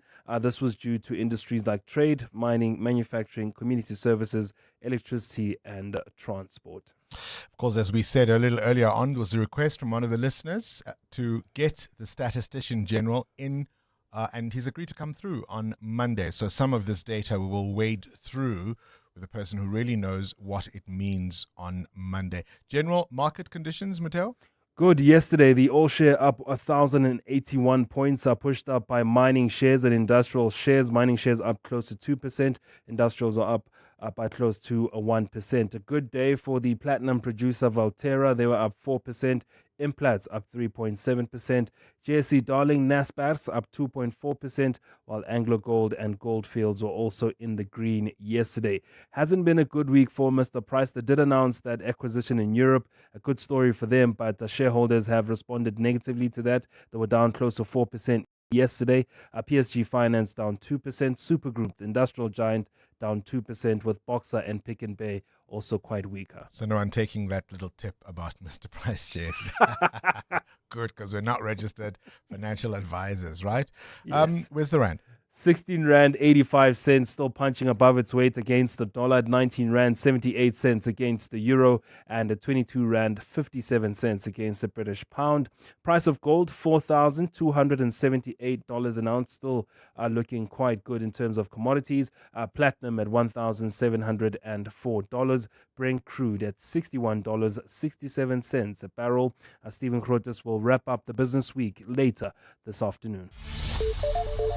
Straight to the news desk we go. Swiss Zulu, what you got at this hour? Thanks, Bongani. Good morning. The ANC has asked SACP members to recuse themselves from its election strategy meetings while the two organizations seek a resolution to their impasse. The relationship between the alliance partners has heightened following the SACP's decision to contest elections alone and no longer under the ANC banner. The future of the alliance was one of the major talking points at the ANC's National General Council, which wrapped up yesterday. Tabiso Koba was there. In June this year, the ANC's first Deputy Secretary General, Nomvula Mokonyane, made waves when she kicked out SACP members from an election strategy meeting in Mpumalanga. At the time, there wasn't a policy from either the ANC or the SACP on how to confront this new reality of being political rivals in the ballot paper. However, in his closing speech yesterday, ANC President Cyril Ramaphosa says the party still remains committed to the reconfiguration of the alliance. However, as we continue to persuade each other, and the important word that we should underline is as we continue to persuade each other, we will need to request SACP members who have been participating in our joint election structures to recuse themselves. So far, the ANC and the SACP are yet to resolve on a new policy regarding the dual membership between the two organizations. Tabiso Koba, Eyewitness News. The EFF says it will support the upcoming motion of no confidence against KwaZulu-Natal Premier Tamin Ntuli.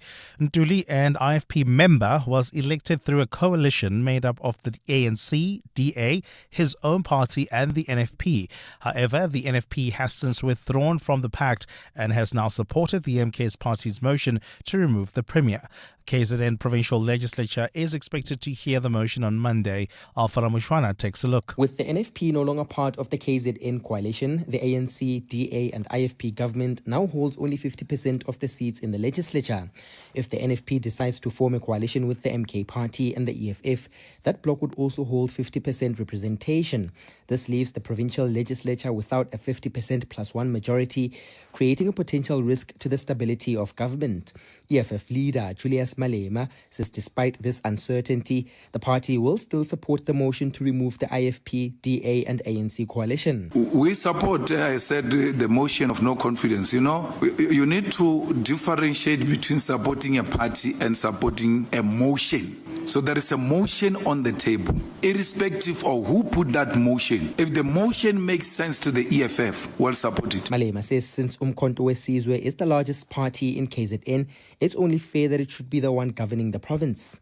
Alpha Ramshwana, Eyewitness News. Staying in KwaZulu-Natal, the province has been ranked the poorest, with almost half of its population struggling to get by. Statistics South Africa released its revised poverty trends report on Thursday, with at least 23 million people in the country considered poor. KZN tops the list, followed by the Northwest, the Eastern Cape and Limpopo, which all sit above the national average. Noel Kayamtambo takes a look. Stats SA says Limpopo, KZN and the Eastern Cape were the poorest provinces in the country on a consistent basis since 2006. Limpopo saw the largest decline in poverty between 2015 and 2023 from 66% to 47%. In 2023, KZN surpassed Limpopo as the province with the greatest number of people living in poverty. Statistician General Rasinga Maluleke says these rural provinces are also the top of the list in other challenges. The Northwest has been continuing to lead beyond the Eastern Cape when it comes to unemployment. In broader terms, Maluleke says there's a simple explanation for why unemployment remains high while poverty is coming down. You don't have to be working to have income. Those that are not working can get income from grants that government makes available. Stats SA says the Western Cape has the lowest poverty levels at more than half of the figures seen in KZN. Nogukhanya Mtambo, Eyewitness News. A partly cloudy Friday in store for Gauteng, with showers expected. The temperatures will peak at highs between 25 and 27 degrees.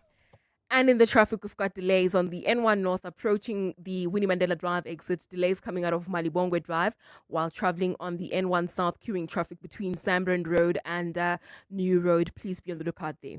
The top story this hour, the ANC has asked SACP members to recuse themselves from its election strategy meetings while the two organizations seek a resolution to their impasse. The Midday Report. Weekdays, 12 to 1. Tell us what you know. What we know so far is that on the 2nd of December, the Gauteng Department of Education officially alerted the National Department of Basic Education that there was an anomaly that was identified in the answer of one of the script of the learner. Does it affect the release of your results at all? No, it shouldn't affect the release of the result because we have identified that this was localized in these 4 individual schools amongst these 26 learners. And it's not even the entire schools that were involved in this. The Midday Report with Mandy Wiener. 12 to 1 on 702. 702. Selling your car? Don't change your festive plans. WeBuyCars will come to you and handle it in a flash. Simply complete the form on webuycars.co.za to get your offer. Gifting yourself a new ride? Visit WeBuyCars online or at any branch to find the car on your wish list. WeBuyCars, the easiest way to buy or sell your car. Whether it is a CCMA referral, problems with a mechanic, unfair blacklisting, or an uncontested divorce, Clientele Legal offers professional legal services to all South Africans. Our plans are affordable, and you receive up to 745,000 Rand worth of legal services per year. We cover civil, criminal, and labor-related matters. Our nationwide legal teams are standing by to support you 24 hours a day. Plus, all plans include a 5,000 Rand bail benefit. Join today. SMS Legal to 48721. That's legal to 48721. Clientele General is an authorized FSP and licensed non-life insurer. T's and C's online. Standard rates apply. At Checkers, we do more so you get extra this Christmas. With festive savings like Coca-Cola Original Taste Less Sugar Soft Drink 2 litres, 3 for 65 Rand. And Easy Carve Boneless Gammon for 124.99 per kilo. Plus, stand a chance to win your share of 7 million Rand in prizes. Simply buy any 3 qualifying products and swipe your extra savings card to enter. Valid until Sunday at Checkers, Checkers Hyper or shop on 6060. T&Cs apply. 702. WhatsApp Bongani on 072 702 1702. Good morning, Bongani and the listeners. Yes, I usually give them bonus and I buy them Christmas gifts. And I also do for the security that is looking after us in the estate. Usually I'll ask how many are they, then I buy them individual gifts. That's my demo. I think it's time to give. We must honor them also. Bye. Yes, indeed. Yes, indeed. And I think also, I know one of the groups of people that always comes to knock for Christmas, the Pick It Up guys. They do come and ask for Christmas. We're asking the question because there is a revision of the minimum wage under consideration. That will all take effect from March next year. And so in that context, I was asking, do you give the people who work for you in your home a Christmas bonus? What's your formula? How does it work? EWN Sport. It seemed innocuous enough, Cindy Paluta, the Bafana Bafana coach comments, right? Don't think you're a star here. Don't think you're too big for your boots. That was sort of the focus earlier this week, but this whole controversy around Mbokazi is growing and growing and growing. Yeah, so it was all said in the same press conference where the coach was frustrated because the player had missed his flight and had arrived late for training, and he was having a go about it. Minister of Sport Gator McKenzie is waiting for SAFA and Bafana coach Hugo Bross's response before speaking out, saying, it's an alleged racist comment. He's waiting for clarification because interpretation is different for everybody. But in the meantime, the political party UDM has lodged a complaint to the Human Rights Commission over the comments. Here are the comments. When you're a 19-year-old guy who received the call up to play AFCON and to play World Cup next year, and the coach give you a few days more off, if you are somebody with a good attitude, you don't even want those 2 days, and you're here on Monday. So I will have a chat with him, and I can assure you he's a black guy, but he will get out of my room as a white guy, because that I can't accept. Woof. He's a black guy. He'll get out of the meeting as a white guy. Yeah. What I don't know. Look, does he mean? That's the question. So it's yeah. Can't weigh in on it because we don't know what exactly was going through his mind. Tomorrow, Carling Cup action has Orlando Pirates against Carling All-Stars. Only players not selected for AFCON will be in action. In the Premier League selected fixtures tomorrow, Chelsea host Everton, Liverpool are welcoming Brighton, Arsenal entertain Wolves. The Proteas beat India by 51 runs in the second T20 to level the 5-match series at 1-1. Quinton de Kock smashed 90 to post 213 for 4. India 162 all out. Bartman took 4 wickets. Here's de Kock on what changed between the first T20 duck and last night's T20. I was quite irritated, disappointed with myself. The previous game, the way I got out was very sloppy. I knew if I stood a chance to score runs, just need to look after that in the first couple of balls, especially to a guy like Arshdeep and Booms. You have to be strong in your positions, or otherwise they are going to find you out. And that was pretty much it. And then from there, just the ball just rolled. Just let the instincts take over. Proteas women open their ODI series against Ireland tomorrow. Live golf, second round of the Alfred Dunhill Champs underway at Royal Johannesburg, where the overnight leaders Christian Burke and Eugenio Shikara resume on 9 under. They're 2 ahead of 3 South Africans, Fantonda, Grace and Simpson. Springboks Sasha Feinberg and Ngomazulu's been named the SA's Players Player of the Year. He told Rugby 365 it's a great honour as the award is voted for exclusively by professional rugby players across South Africa. They understand what we try to do and how much work it takes to try up your game and push it and push it and push it, and to get recognition from them means everything. They're the guys we respect the most, and yeah, like I said, the guys that understand what goes into it. So to get their approval and pat on the back from them is everything to me. Feinberg and Ngomazulu's in action tomorrow for Stormers against La Rochelle in the Champions Cup. Sharks host Saracens on Sunday, Bulls away at Northampton Saints. And in the Challenge Cup, the Lions are away at Newcastle Falcons. The Cheetahs are hosting Stade Francais. Cindy Paluta, Eyewitness News Sport. EWN Traffic. 18 minutes before 9 o'clock. Let's catch up with the roads. Amo, you said it's been a busy Friday. How are we looking now? Well, Bongani, we still have got queuing traffic on the N1 South. In fact, bumper-to-bumper delays between Samrand Road and New Road due to that earlier accident. And I see now Pretoria Main Road is also backed up as people trying to use this as an alternative route while traveling towards Fourways. Another accident seen right near Winnie Mandela Drive. It's on the N1 North, delays from Malibongwe Drive. And there's also queuing traffic on the N1 North between the N12 exit and the Diepkloof interchange. Otherwise, that accident scene we spoke about earlier in Benoni has been cleared, but traffic remains a bit slow towards the Snake Road exit. I'll have more updates at the top of the hour. Do stay tuned. There's more EWN on air, online, and on the EWN app. Naked people smell expensive because naked people spend less money on insurance premiums and more money on fancy French colognes with names they can't pronounce. With Naked, you can cover your car, home, and stuff in seconds. And because it's all online, it also costs less. Go to naked.insure now, get a car insurance quote in 90 seconds, and start smelling like naked people. Naked Financial Technology is an authorized FSP. Get naked.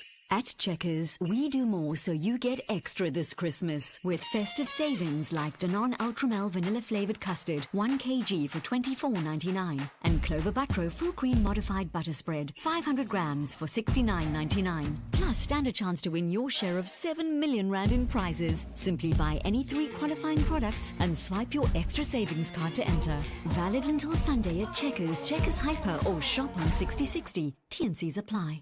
To celebrate 25 years of helping you live the Premier life, FNB Premier is giving you a chance to win a 14-day European tour experience and other cool monthly prizes. Open any FNB Premier account from September to 31 December 2025. Switch your salary, swipe or tap a minimum of 2,000 Rand per month for 3 months straight. Spend and win with FNB Premier. FNB, help changes everything. TCs and competition rules apply. FNB, a division of First Rand Bank Limited, an authorized financial services and credit provider. Coming up on the Clement Manyatela Show on 702. Clement Manyatela, of course, is on your radio between 9 and 12 today. A good morning to you. Good morning. We're wrapping up the year. There's Thank that God. sense of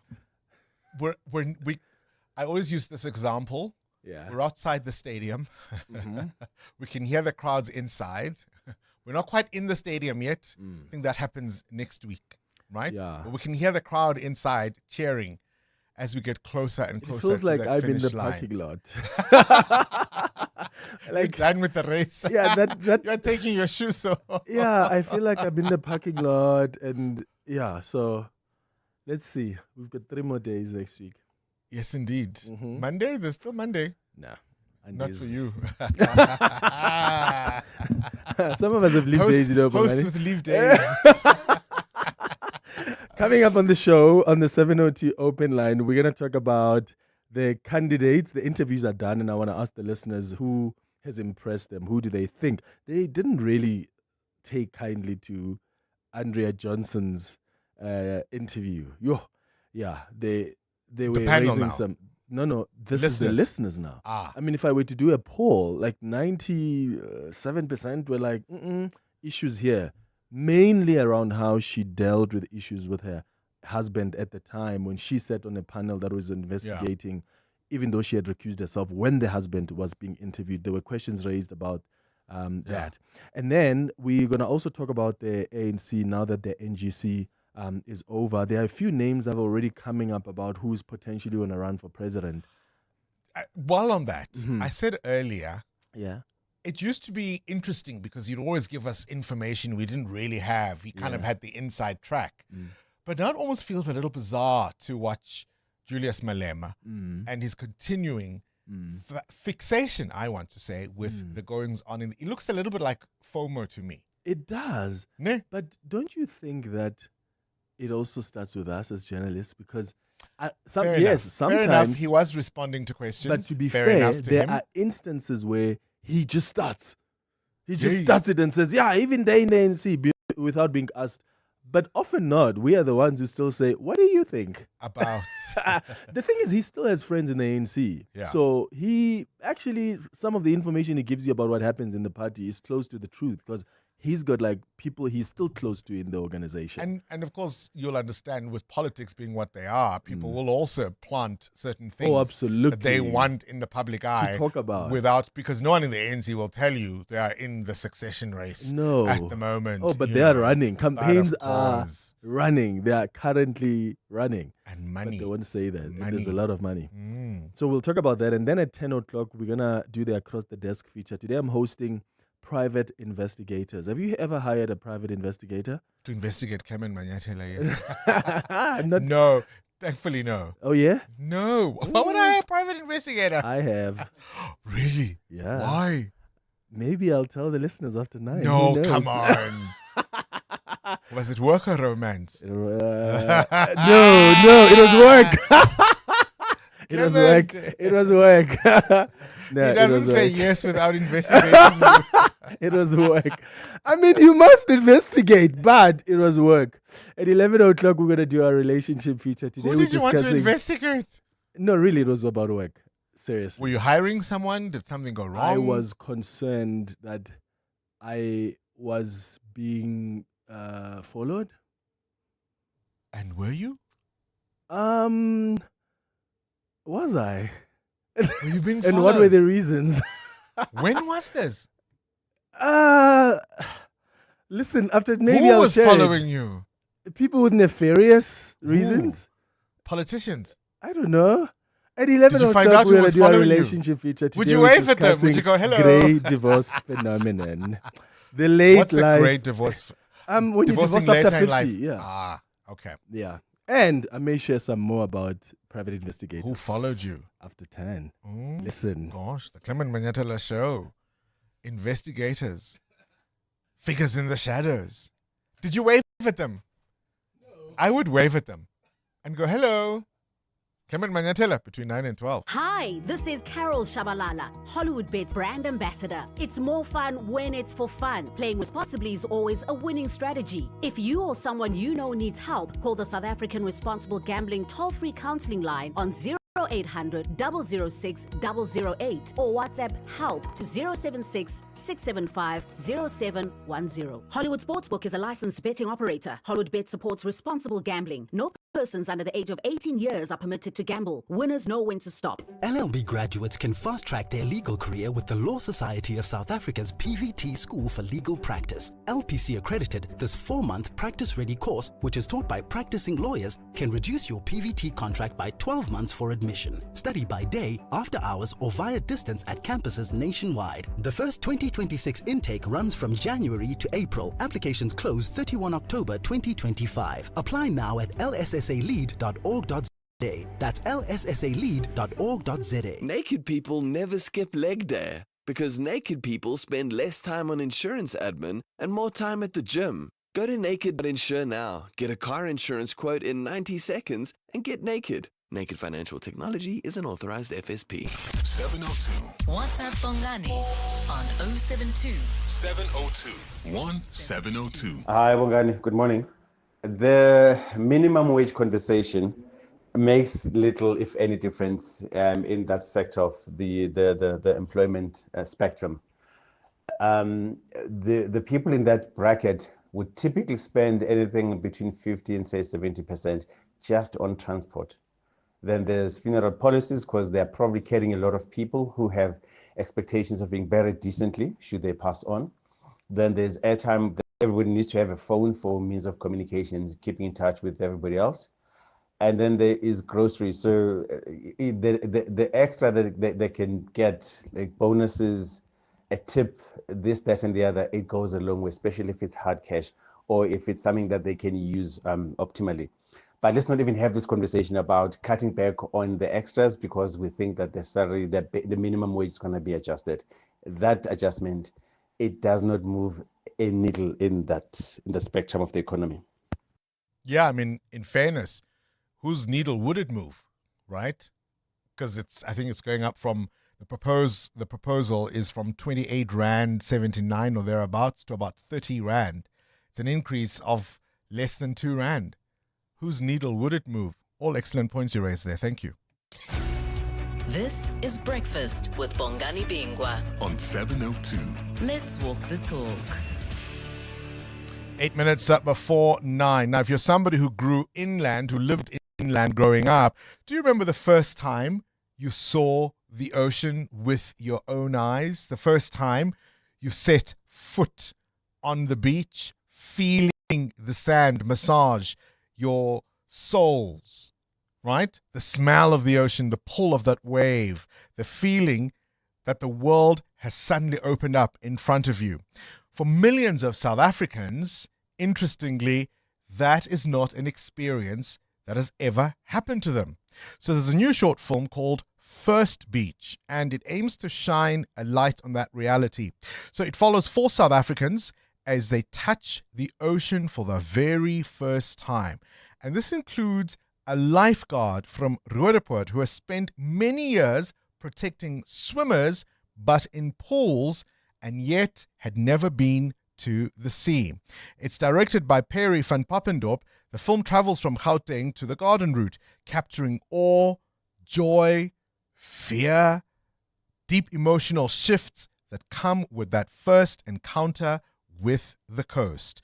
The film reveals something quietly profound, I would say, about access, about experience, and even distance. Something so near, yet so far for many. We're joined now by Perry via Zoom. This sounds absolutely thrilling. I think it's going to be as much joy participating in it as it might be to watch it. Morning, Bongani. Yeah, absolutely. I think that the people that got to experience the beach for the first time were absolutely blown away. I think in a lot of cases it was a spiritual experience for them. And for us as the crew, it was a true joy to see people, stepping onto the sand for the first time, seeing the ocean for the first time, and watching the awe that came with that experience. Even as I was describing it in my interview, I can feel the sand on my soles. I know that sensation and what it does to your feet, to your whole body, as it were. But it's something that one can very easily assume is familiar to everybody. What prompted the idea, the thought that, hang on, some people haven't had that experience and you wanted to film it?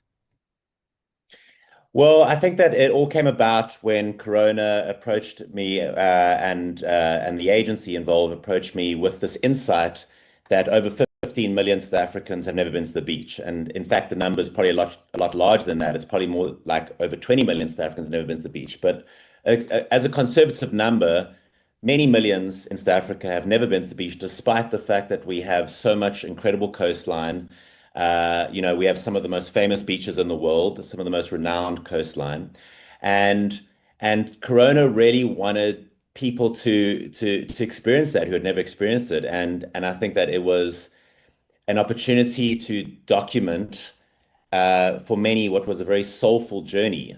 And so the way it all worked was that we put out a casting call to South Africans across the country from all different walks of life to say who has never been to the beach, who would love to go to the beach, and tell us your backstory. And out of 200 applicants, we got it down to 4 stories. The one story is Ravain, which you mentioned, and he is a pool lifeguard from Joburg. There was also a photographer from Pretoria named Matome. There was also a law student from UJ named Nike, and a gentleman named Funky who works in a gold mine in Brakpan. Oh, wow. And so those are the 4 stories we ended up choosing. And each of those backstories were super interesting. And each of those people, came to the beach with different expectations and had a very different experience. Tell me, I want to know a little bit more about Ravain's story, because as you say, as a lifeguard, saving people in swimming pools, he's spent a long time around water, but the ocean is an entirely different experience. What was that like for him? Well, it was a very layered experience for Ravain because, Ravain's been swimming his whole life since he was 2 years old. And, he's always been a great swimmer, and it became his career. He's now a public pool lifeguard. But, his big dream was to be a beach lifeguard. So he'd always wanted to see the ocean. He'd always wanted to go to the beach. But also what was, another aspect to the story for Ravain was that his father taught him to swim, and his father had passed away. And his father had also never been to the beach and always wanted to go his whole life. So for Ravain, it was not just an experience for himself, but it felt like he was having this experience for him and his dad. So that was very meaningful. But, to see Ravain go from he spends his whole life next to water. Like every day of his life, he is either at a resort in Joburg or at a public pool looking after people. So to see him go and experience, a body of water with no corners to it, that was something that was incredibly rewarding for all of us to see. I'd imagine a film like this, although of course you could argue that the beach and the ocean are characters on their own, but I'd imagine this is also about connection, isn't it? Absolutely. And I think that that's something we really wanted to highlight with the films was, the beach, it's the kind of place where it's very difficult to find somebody who is unhappy at the beach. It's a place where you get to connect with nature. True. And, exactly, you walk down to any beach in the country at any time and people are screaming and laughing and frolicking in the waves. And it's just like, it's one of those places where, like with our mountains, you really get to have that connection with nature, and that's what we wanted so many South Africans to experience, and also that really what the film is there to encourage is to encourage South Africans to go to the beach. It's a free resource, and for many South Africans, they don't have access to the beach. Whether it's because of socioeconomic reasons or just never had the opportunity to go to the beach, and so we really just wanted to encourage people to do that, but also to just put out this message to South Africans that, the beach is not something that we should take for granted. It's something that we should really celebrate. And I think that really plays into us looking after the beach, making sure that we, take care of the beach, don't litter on the beach, and really treat it as one of the jewels that we have here in South Africa. Perry, this is a short film, so it's only 4 minutes long, as of course short films can be. Where can people watch it? They can watch it. The full film is on YouTube. So the film was produced by Corona Studios and Superkind. So if you go and search Corona or Corona Studios and First Beach, which is the name of the film, you should be able to find it. I think it sounds absolutely fantastic. Congratulations. I'll certainly have a look at it over the weekend. Perry van Poppendorp, who is the director of First Beach, this short film capturing emotions of people going to the beach for the very first time. 702 podcasts are on 702.co.za. Look at the time. Where does it go? Wish you a fantastic weekend. I know many people will turn it into a long one. We'll be back bright and early, though, on Monday morning. Until then, my friends, ma zenetol. This is EWN. Good morning, I am Sfiso Zulu. The Border Management Authority says it'll clamp down on illegal operations this festive season. Authorities yesterday stopped suspected human trafficking syndicates at OR Tambo International Airport. 14 Ethiopians and 16 Bangladeshi nationals were intercepted. The BMA says the movements